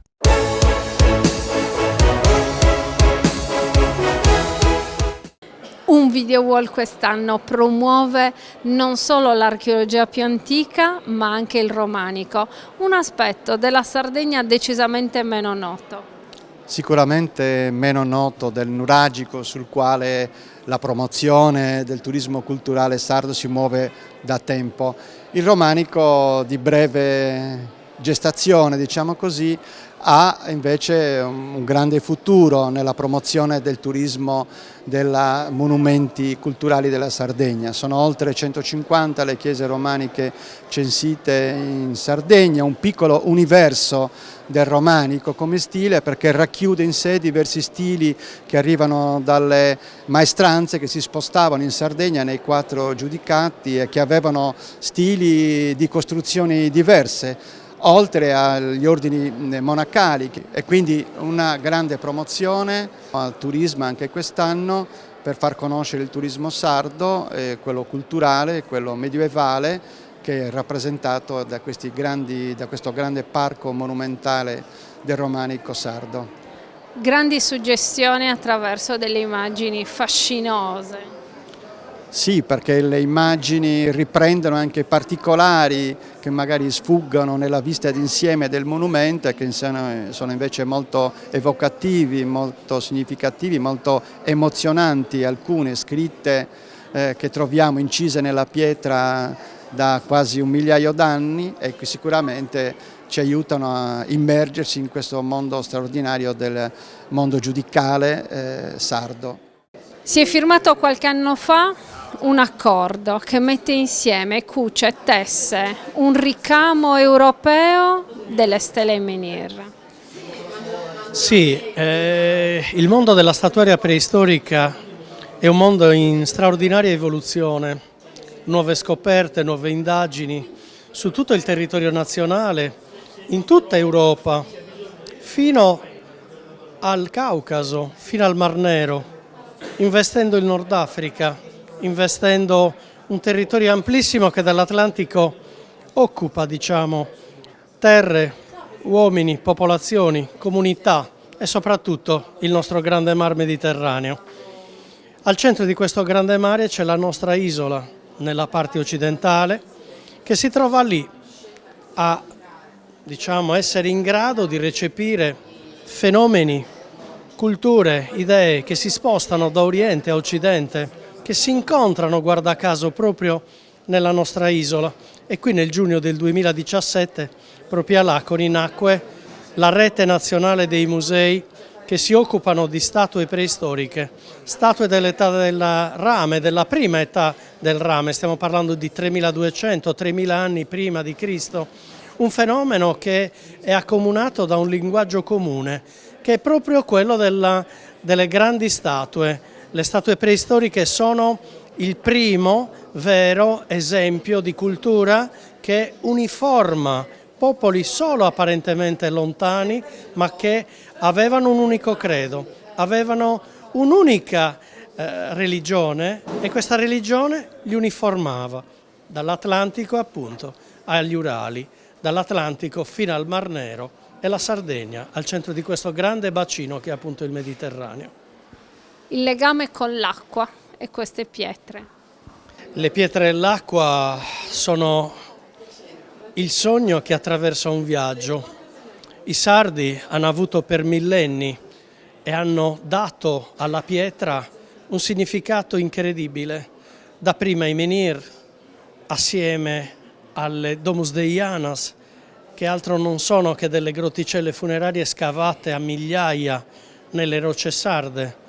E poi dal menhir alla statua menhir, ricca di segni, che riprende un po' mutuazioni dalla simbologia straordinaria delle domus. Stiamo parlando di 4.000 anni prima di Cristo, stiamo parlando di ciò che precede, insomma, la prima età del rame, e poi dobbiamo avere il coraggio di capire dove stiamo andando, come si evolve la religione dei sardi in antico, e non potevamo quindi non sfondare questo muro, immergerci non nell'acqua ma nel mondo dei nuraghi, dei sardi e i nuraghi, e dei nuraghi come elemento anche di conservazione di quello che è l'evoluzione di un culto. Dove è finita la Dea Madre? Dove sono finiti i nostri eroi, i nostri capi che abbiamo rappresentati appunto nelle statue preistoriche dell'isola? Li ritroviamo nel mondo nuragico. Sono gli eroi divinizzati, le grandi statuine, le grandi o piccole statuine in bronzo che ripropongono appunto quello che sono i capi, gli eroi che poi verranno celebrati appunto a Monteprama. L'elemento comune è il nuraghe. L'elemento che sta appena a margine di tutto questo, il loro credo straordinariamente universale, che è l'acqua. L'acqua nei pozzi sacri, l'acqua nelle fonti sacre, l'acqua in tutto il sistema idraulico di Gremano a Fonni, ma l'acqua sottovalutata dei pozzi all'interno dei grandi nuraghi complessi, che non era solo un'acqua alimentare, ma era l'essenza di quello che fondamentalmente è il nuraghe. Tant'è vero che i grandi modelli di nuraghi ritrovati in diversi luoghi e in diverse materie celebrano proprio la forza spirituale, la forza cultuale dei nuraghi stessi. Loro sono i veri grandi depositori dell'acqua. L'Aconi, il museo delle statue menhir, che è stato il primo, no, a lanciare il programma di una rete di musei che parlasse di stele e menhir. È un piccolo comune ma si proietta all'interno di un circuito internazionale.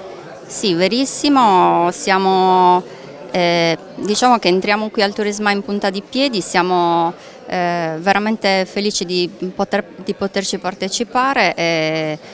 Il fatto di entrarci in Punta di Piedi rappresenta per noi sicuramente un momento molto importante per lo spazio che speriamo che il nostro museo possa raggiungere in futuro. In Punta di Piedi, ma è il promotore di una rete importante. Sì, in Punta di Piedi, dico sempre, si parte sempre con un po' di umiltà per raggiungere poi degli obiettivi importanti. Sicuramente è un museo che racchiude al suo interno una storia grande e speriamo che possa essere, sì, certo, possa continuare il suo percorso. Sardara,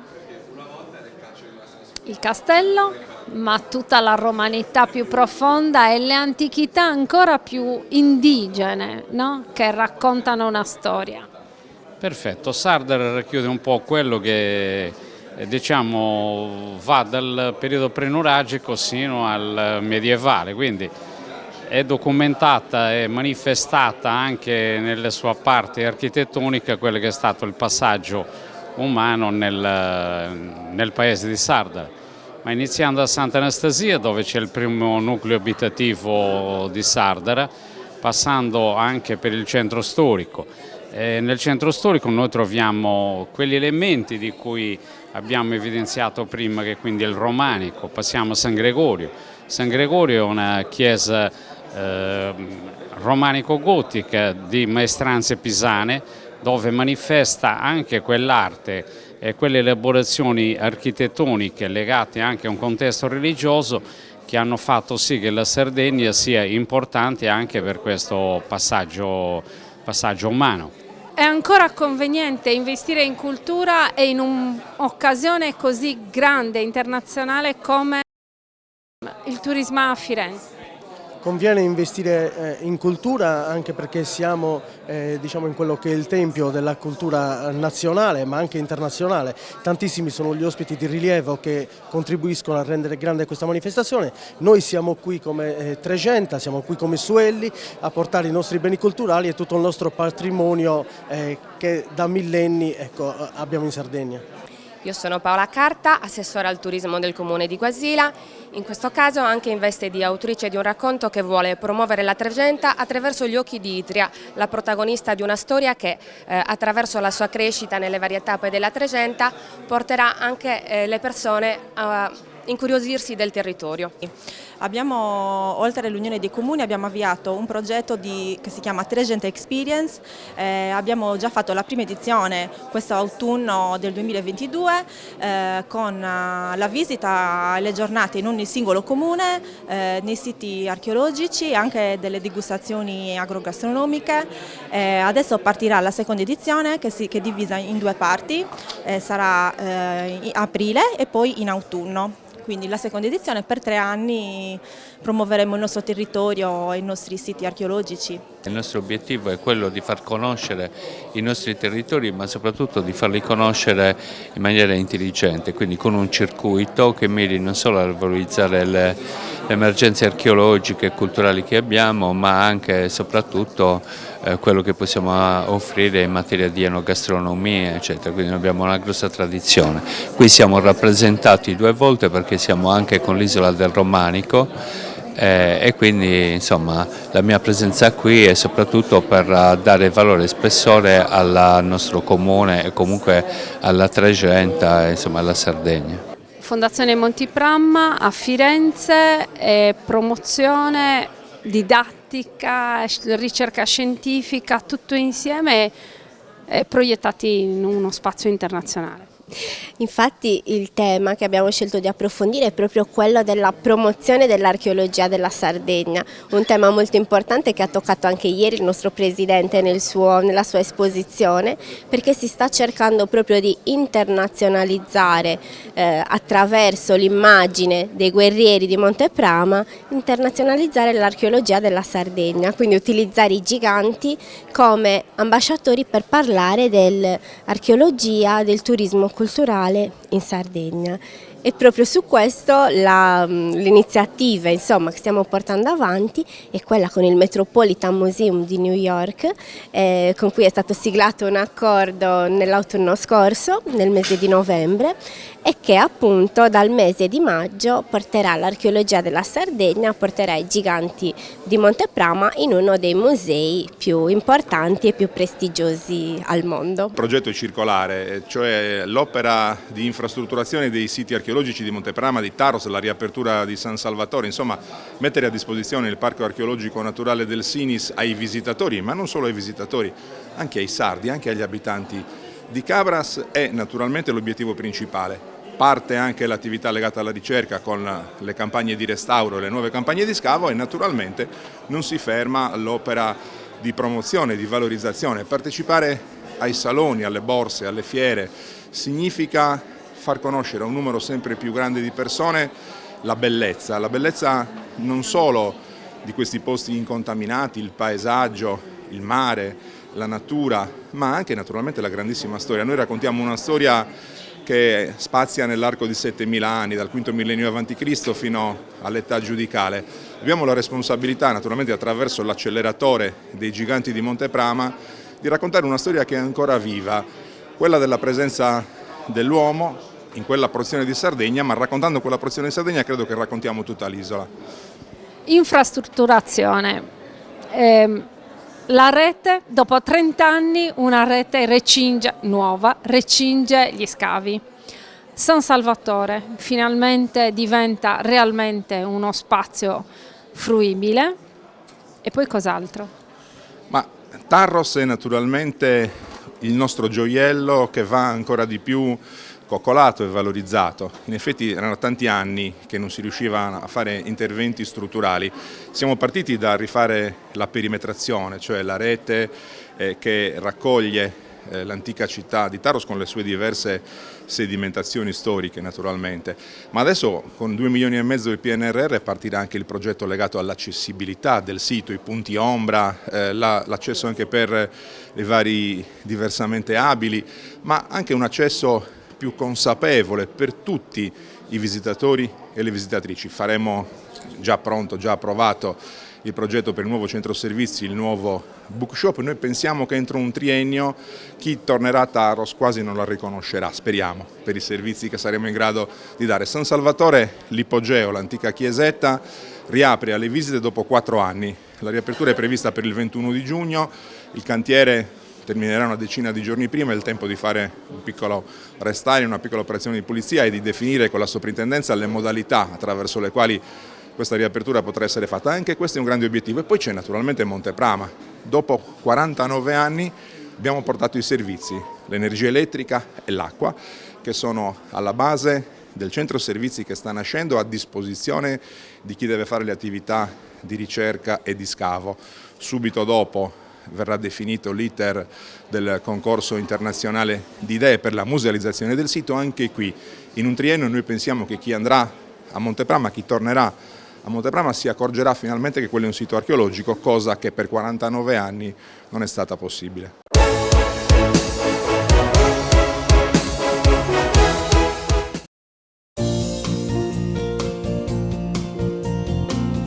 Genuinità, qualità e tradizione sono gli ingredienti della ricetta che da oltre 40 anni certifica la unicità delle produzioni di una pasticceria artigiana che oggi è leader del settore nell'isola. Todde, come i nonni dei nostri nonni ci hanno insegnato. Cofimer, consorzio di garanzia collettiva Fidi, dal 1977 a sostegno del terziario. Il partner migliore nella ricerca di finanziamento più adatto a voi e nella trattativa per ottenere un fido alle migliori condizioni. Cofimer, il primo consorzio di garanzia collettiva Fidi a sostegno del terziario, in Sardegna.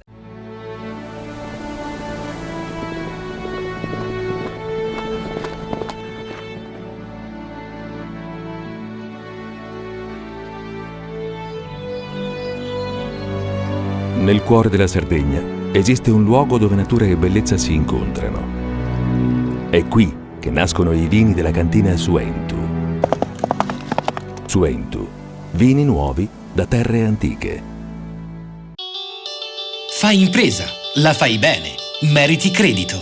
Le garanzie diventano importanti. Il fondo di garanzia agevola il tuo accesso al credito. Se una banca ti presta denaro, hai garanzia a prima richiesta. Se ottieni 100, la garanzia copre fino a 80. La maggior parte delle garanzie è gratis. Il dettaglio sul sito spheres.it. Tutto inizia da un amore. Le farine, i mangimi, la pasta, le fette biscottate, la distribuzione e l'ospitalità. Dal 1953, Gruppo Cellino. Non c'è limite ai sogni. Siamo la più grande industria tipografica della Sardegna. Dall'81 stampiamo tutte le tirature, su tutti i supporti e con le tecnologie più avanzate del settore, garantendoti elevatissima qualità e la più totale dedizione e cura. Grafiche Ghiani, l'esperienza di una vita, l'innovazione più avanzata. Setrand, settore ecologia. Forti delle nostre competenze e dei nostri mezzi, realizziamo bonifiche di siti inquinati anche da amianto. La Setrand, azienda leader nel settore ambientale in Sardegna, si rivolge alle pubbliche amministrazioni e alle imprese dell'isola. Dal 1979 al servizio dell'ambiente in Sardegna. Il PNRR destina 40 miliardi di euro agli enti locali. Digitalizzazione, innovazione, competitività, cultura e turismo, transizione ecologica e mobilità sostenibile, istruzione e inclusione sociale. Per i comuni della Sardegna, un'opportunità da non perdere. La società Prima Idea assiste le amministrazioni in tutte le fasi della progettazione fino alla presentazione della domanda. Velocità, competenza e professionalità. Prima Idea per il PNRR, una scelta vincente. Visita il sito www.primaidea.com.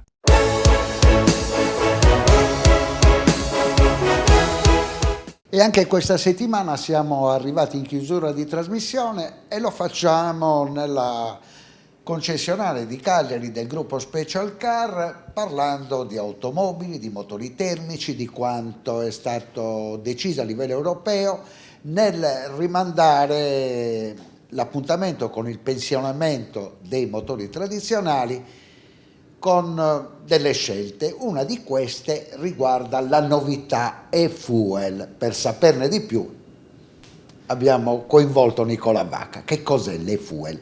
Il carburante sintetico.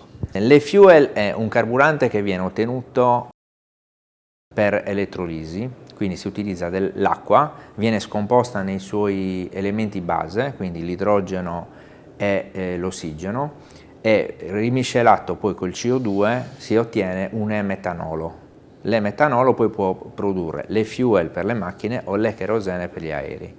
Questo è un carburante nuovo, un carburante sintetico che non viene ottenuto da fonti fossili, che richiede comunque moltissima energia e soprattutto tanta acqua per produrlo. Essendo però prodotto da fonti rinnovabili, quindi energia rinnovabile, e utilizzando l'acqua che è comunque presente in natura e non inquina, può essere considerato un carburante ecologico. C'è da dire anche che per molte persone dice sì, però quando brucia produce CO2, però è stato calcolato che il CO2 che produce durante le emissioni è lo stesso CO2 che viene utilizzato per produrre le fuel, quindi lo scambio è 1 a 1 e non si produce più CO2 di quello che c'è già oggi nel... Probabilmente il chimico è quello che ha fatto il lavoro maggiore, ma ci si chiede, questa è stata la chiave per ottenere il successo a Bruxelles e rimandare l'appuntamento, ma saremo in grado di produrre una quantità così alta di e-fuel e i motori tradizionali saranno in grado di funzionare con questo nuovo carburante sintetico? Intanto, secondo me, un mio parere personale, la Comunità Europea negli anni scorsi e anche ultimamente ha usato un metodo troppo ideologico e poco concreto, perché ovviamente passare all'elettrico va bene, ma bisogna passare gradualmente. Anche perché per passare all'elettrico bisogna produrre intanto l'energia in maniera verde, e oggi sappiamo benissimo che in tante nazioni, compresa l'Italia, il 70% dell'energia viene prodotta da combustibili fossili e quindi comunque sta inquinando non dalla macchina ma inquini dove produce energia, e quindi non è risolto il problema. Secondo, non esistono tante colonnine, piuttosto che non esistono linee per trasportare questa corrente che deve essere prodotta e utilizzata per la ricarica delle macchine. Terzo, le macchine elettriche, essendosi sviluppate diciamo, negli ultimi 10-15 anni, non di più, la tecnologia non è ancora ottimale, quindi hanno comunque dei consumi elevati, dell'immagazzinamento di energia che comporta batterie molto pesanti, batterie che hanno dei tempi di ricarica lunghi, insomma tutta una serie di cose che è ancora prematuro voler sostituire il 100% della produzione delle macchine da combustione a elettrico. Si poteva fare un passaggio molto più graduale, come credo che abbiano deciso di fare, e piano piano poi studiando le tecnologie e crescendo con gli investimenti che ci sono in corso si può sicuramente passare all'elettrico. Si potrà passare all'elettrico, magari nel 2050, 2060, adesso bisogna vedere anche come si evolve la tecnologia. Altro passaggio è il discorso sulle fuel. Le fuel pare, dai test che stanno facendo, che potrà essere utilizzato anche per le macchine che oggi sono in commercio. Addirittura c'è chi dice che le macchine che sono in commercio dovranno essere leggermente adattate, quindi magari un cambio di iniettori piuttosto che una ritaratura degli iniettori. Adesso non so bene come è stato studiato questo carburante, però potranno essere tranquillamente adattate. E forse solo dopo sapremo i danni che produrrà questo nuovo carburante sul vecchio motore termico. Ma i motori dovrebbero rimanere uguali, cioè teoricamente dicono che i motori che oggi vengono prodotti, no, sulle macchine possono andare sia in una maniera che nell'altra, è proprio un diverso concetto, cioè un diverso modo di taratura dell'iniezione del carburante.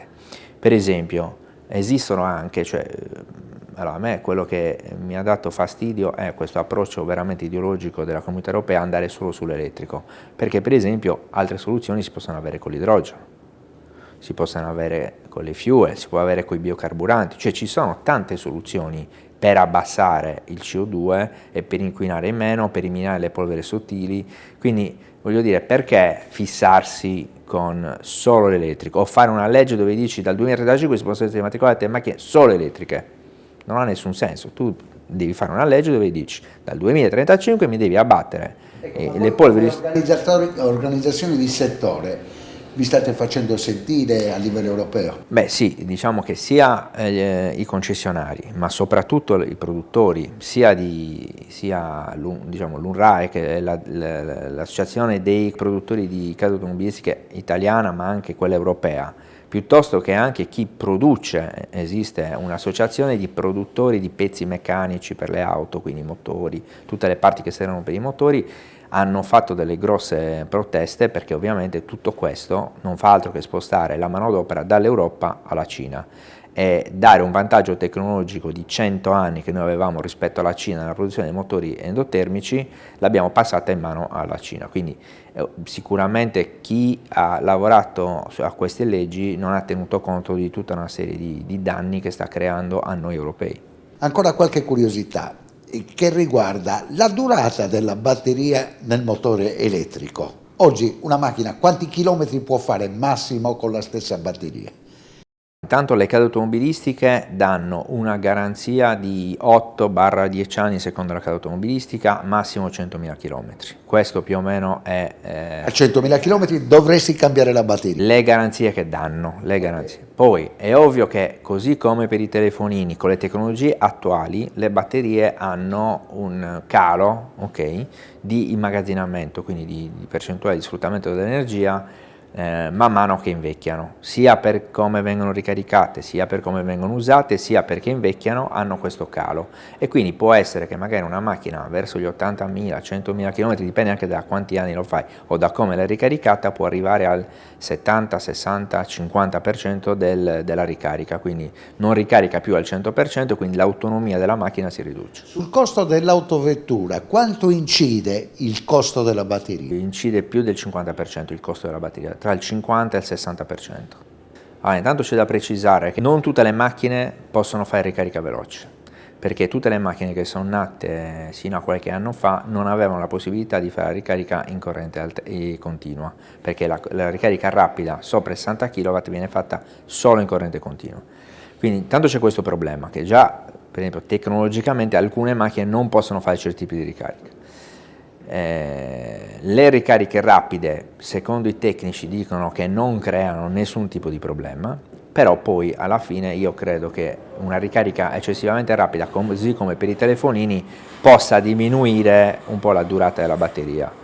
Adesso tecnicamente io sicuramente non le ho sperimentate, le hanno provate le case automobilistiche, le provano i produttori di batterie. È certo che i cicli di vita, più li fai lenti, più la batteria è ottimizzata, più li fai veloci, quindi hai una ricarica molto rapida, più secondo me la batteria viene stressata.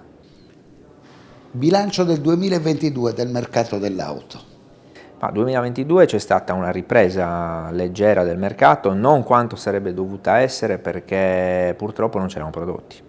Quindi continuiamo a soffrire di questa carenza di prodotti, vuoi per i semiconduttori, vuoi per i cablaggi, vuoi per 1000 motivi, che ci sta un pochettino bloccando nella vendita delle auto. Il 2023 è partito meglio, perché se si guardano i numeri sono partiti meglio, però non dimentichiamoci che i segni più che vediamo sono sempre in funzione di un anno, di anni 2021, 2022 e inizio 2023, dove c'è stata grossa carenza di prodotto. Quindi noi siamo tornati nel 2022 a 1.400.000 vetture, che è un numero bassissimo se consideriamo che nel 2009 vendevamo 2,5 milioni di macchine in Italia. Previsioni per il proseguo dell'anno? Le previsioni secondo le case automobilistiche sono buone, nel senso che dovrebbero aumentare un po' le produzioni, la richiesta c'è. Tempi di consegna? Tempi di consegna, ecco, quello è il problema. Allora, alcune case si sono strutturate un po' meglio di altre, quindi riescono ad avere più macchine. Le case che erano un po' più indietro stanno cercando di recuperare questo gap che hanno, perché poi nel frattempo noi abbiamo continuato a fare ordini e quindi tu hai un portafoglio ordini molto, molto importante, ma le macchine arrivano un po' più lentamente e quindi ovviamente siamo un po' in ritardo sulle consegne. Le case ci hanno promesso che ci sarà un aumento di produzione che ci permetterà di colmare questo gap che c'è, quindi teoricamente in futuro dovrebbero essere un po' ridotti i tempi di consegna. Vanno molto di moda le vendite alternative rispetto al passato, la macchina in affitto. Sì, il noleggio è nato qualche anno fa, prima come per le aziende, adesso si fa anche sui privati. Il noleggio, io dico sempre ai clienti, bisogna fare bene i conti, non sempre è conveniente. Ci sono dei parametri per... Quando è conveniente e quando è che non è conveniente? Per me è molto conveniente per le grosse aziende, perché le grosse aziende cosa avevano prima? 100, 150, 200 macchine, quindi avevano un parco auto molto importante e dovevano avere delle persone che gestivano queste auto, dalla manutenzione alla sostituzione delle macchine man mano che invecchiavano, piuttosto che incidenti, trovare vetture istruttive per i collaboratori e quant'altro. Oggi con le macchine a noleggio hanno risolto questo problema qua, perché quando anche una flotta di 200 macchine, chi mi gestisce questi problemi è la società di noleggio. Cioè io dico al mio collaboratore che ha la macchina aziendale, se tu hai un problema devi fare manutenzione, devi cambiare i pneumatici, hai un incidente, devi sentire loro perché tu hai già tutto compreso e quindi tu porti la macchina in autonomia, io non devo pagare niente di più, in più hanno costi certi perché pagano un canone e sanno che comprende tutto e quindi non hanno il problema dell'incertezza del costo del parco aziendale, e poi hanno un terzo vantaggio che è brutto a dirsi, però purtroppo sono cose che capitano nella vita. Quando tu hai un parco aziendale abbastanza importante, se è di proprietà, il giorno che devi sostituire c'è da vendere l'usato. Allora, l'usato ha diverse quotazioni, non esiste una quotazione unica, no? Cioè chiunque ti può fare un prezzo più alto, più basso, e quindi questo in mano a delle persone che sono i responsabili della flotta. Se uno è onesto, tu cerchi di tirare fuori il massimo da quel parco aziendale. Se uno è un po' meno onesto può dire va bene, te le vendo al 10% in meno, mi riconosci qualcosa, quindi comunque c'era sempre questo rischio, no? Nelle grosse aziende.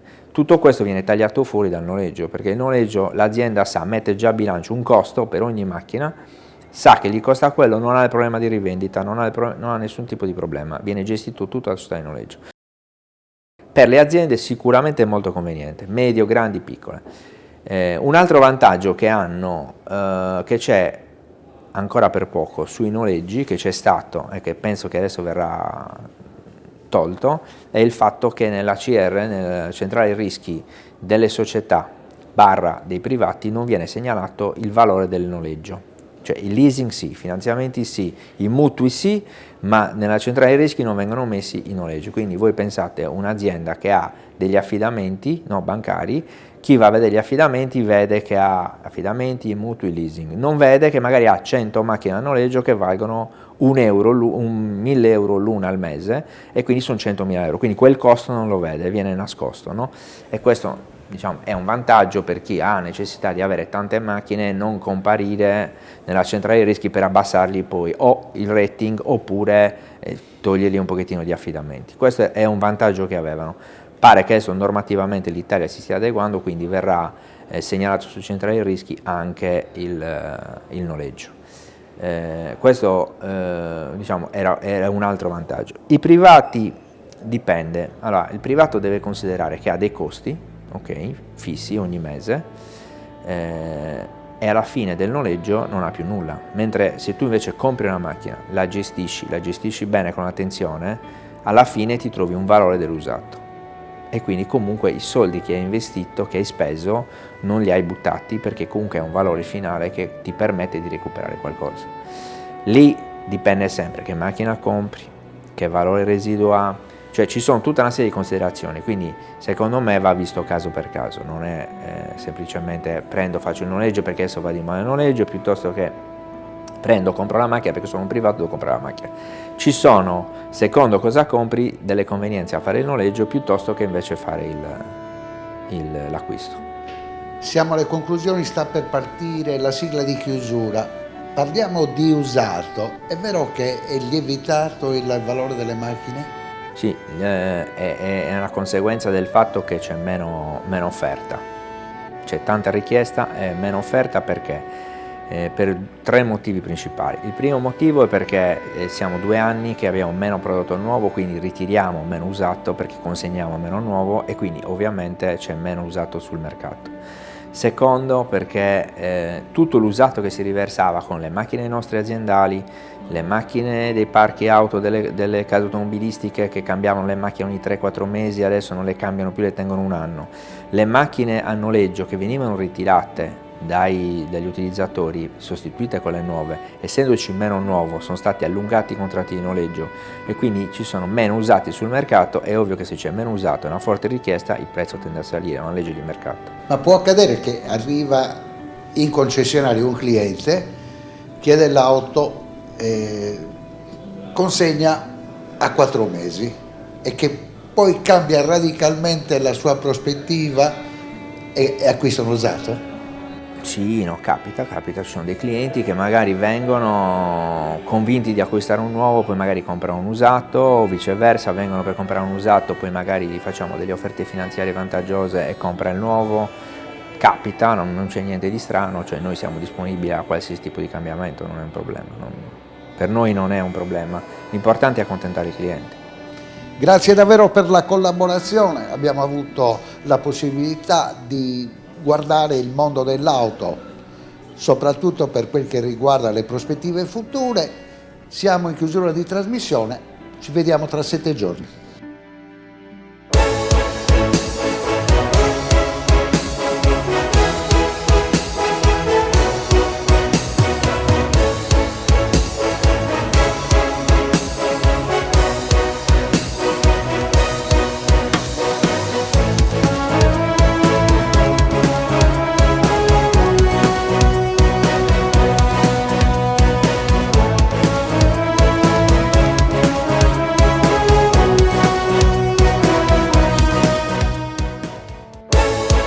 Panorama Sardo, in collaborazione con Cofimer, il primo consorzio di garanzia collettiva Fidi a sostegno del terziario, in Sardegna. Suentu, vini nuovi da terre antiche. Dal 1953, Gruppo Cellino. Non c'è limite ai sogni. PNA, l'associazione degli artigiani e delle imprese italiane. Grafiche Ghiani, l'esperienza di una vita, l'innovazione più avanzata. SE Trand, settore ecologia, dal 1979 al servizio dell'ambiente in Sardegna. Il PNRR destina 40 miliardi di euro agli enti locali. Digitalizzazione, innovazione, competitività, cultura e turismo, transizione ecologica e mobilità sostenibile, istruzione e inclusione sociale. Per i comuni della Sardegna, un'opportunità da non perdere. La società Prima Idea assiste le amministrazioni in tutte le fasi della progettazione fino alla presentazione della domanda. Velocità, competenza e professionalità. Prima Idea per il PNRR, una scelta vincente. Visita il sito www.primaidea.com.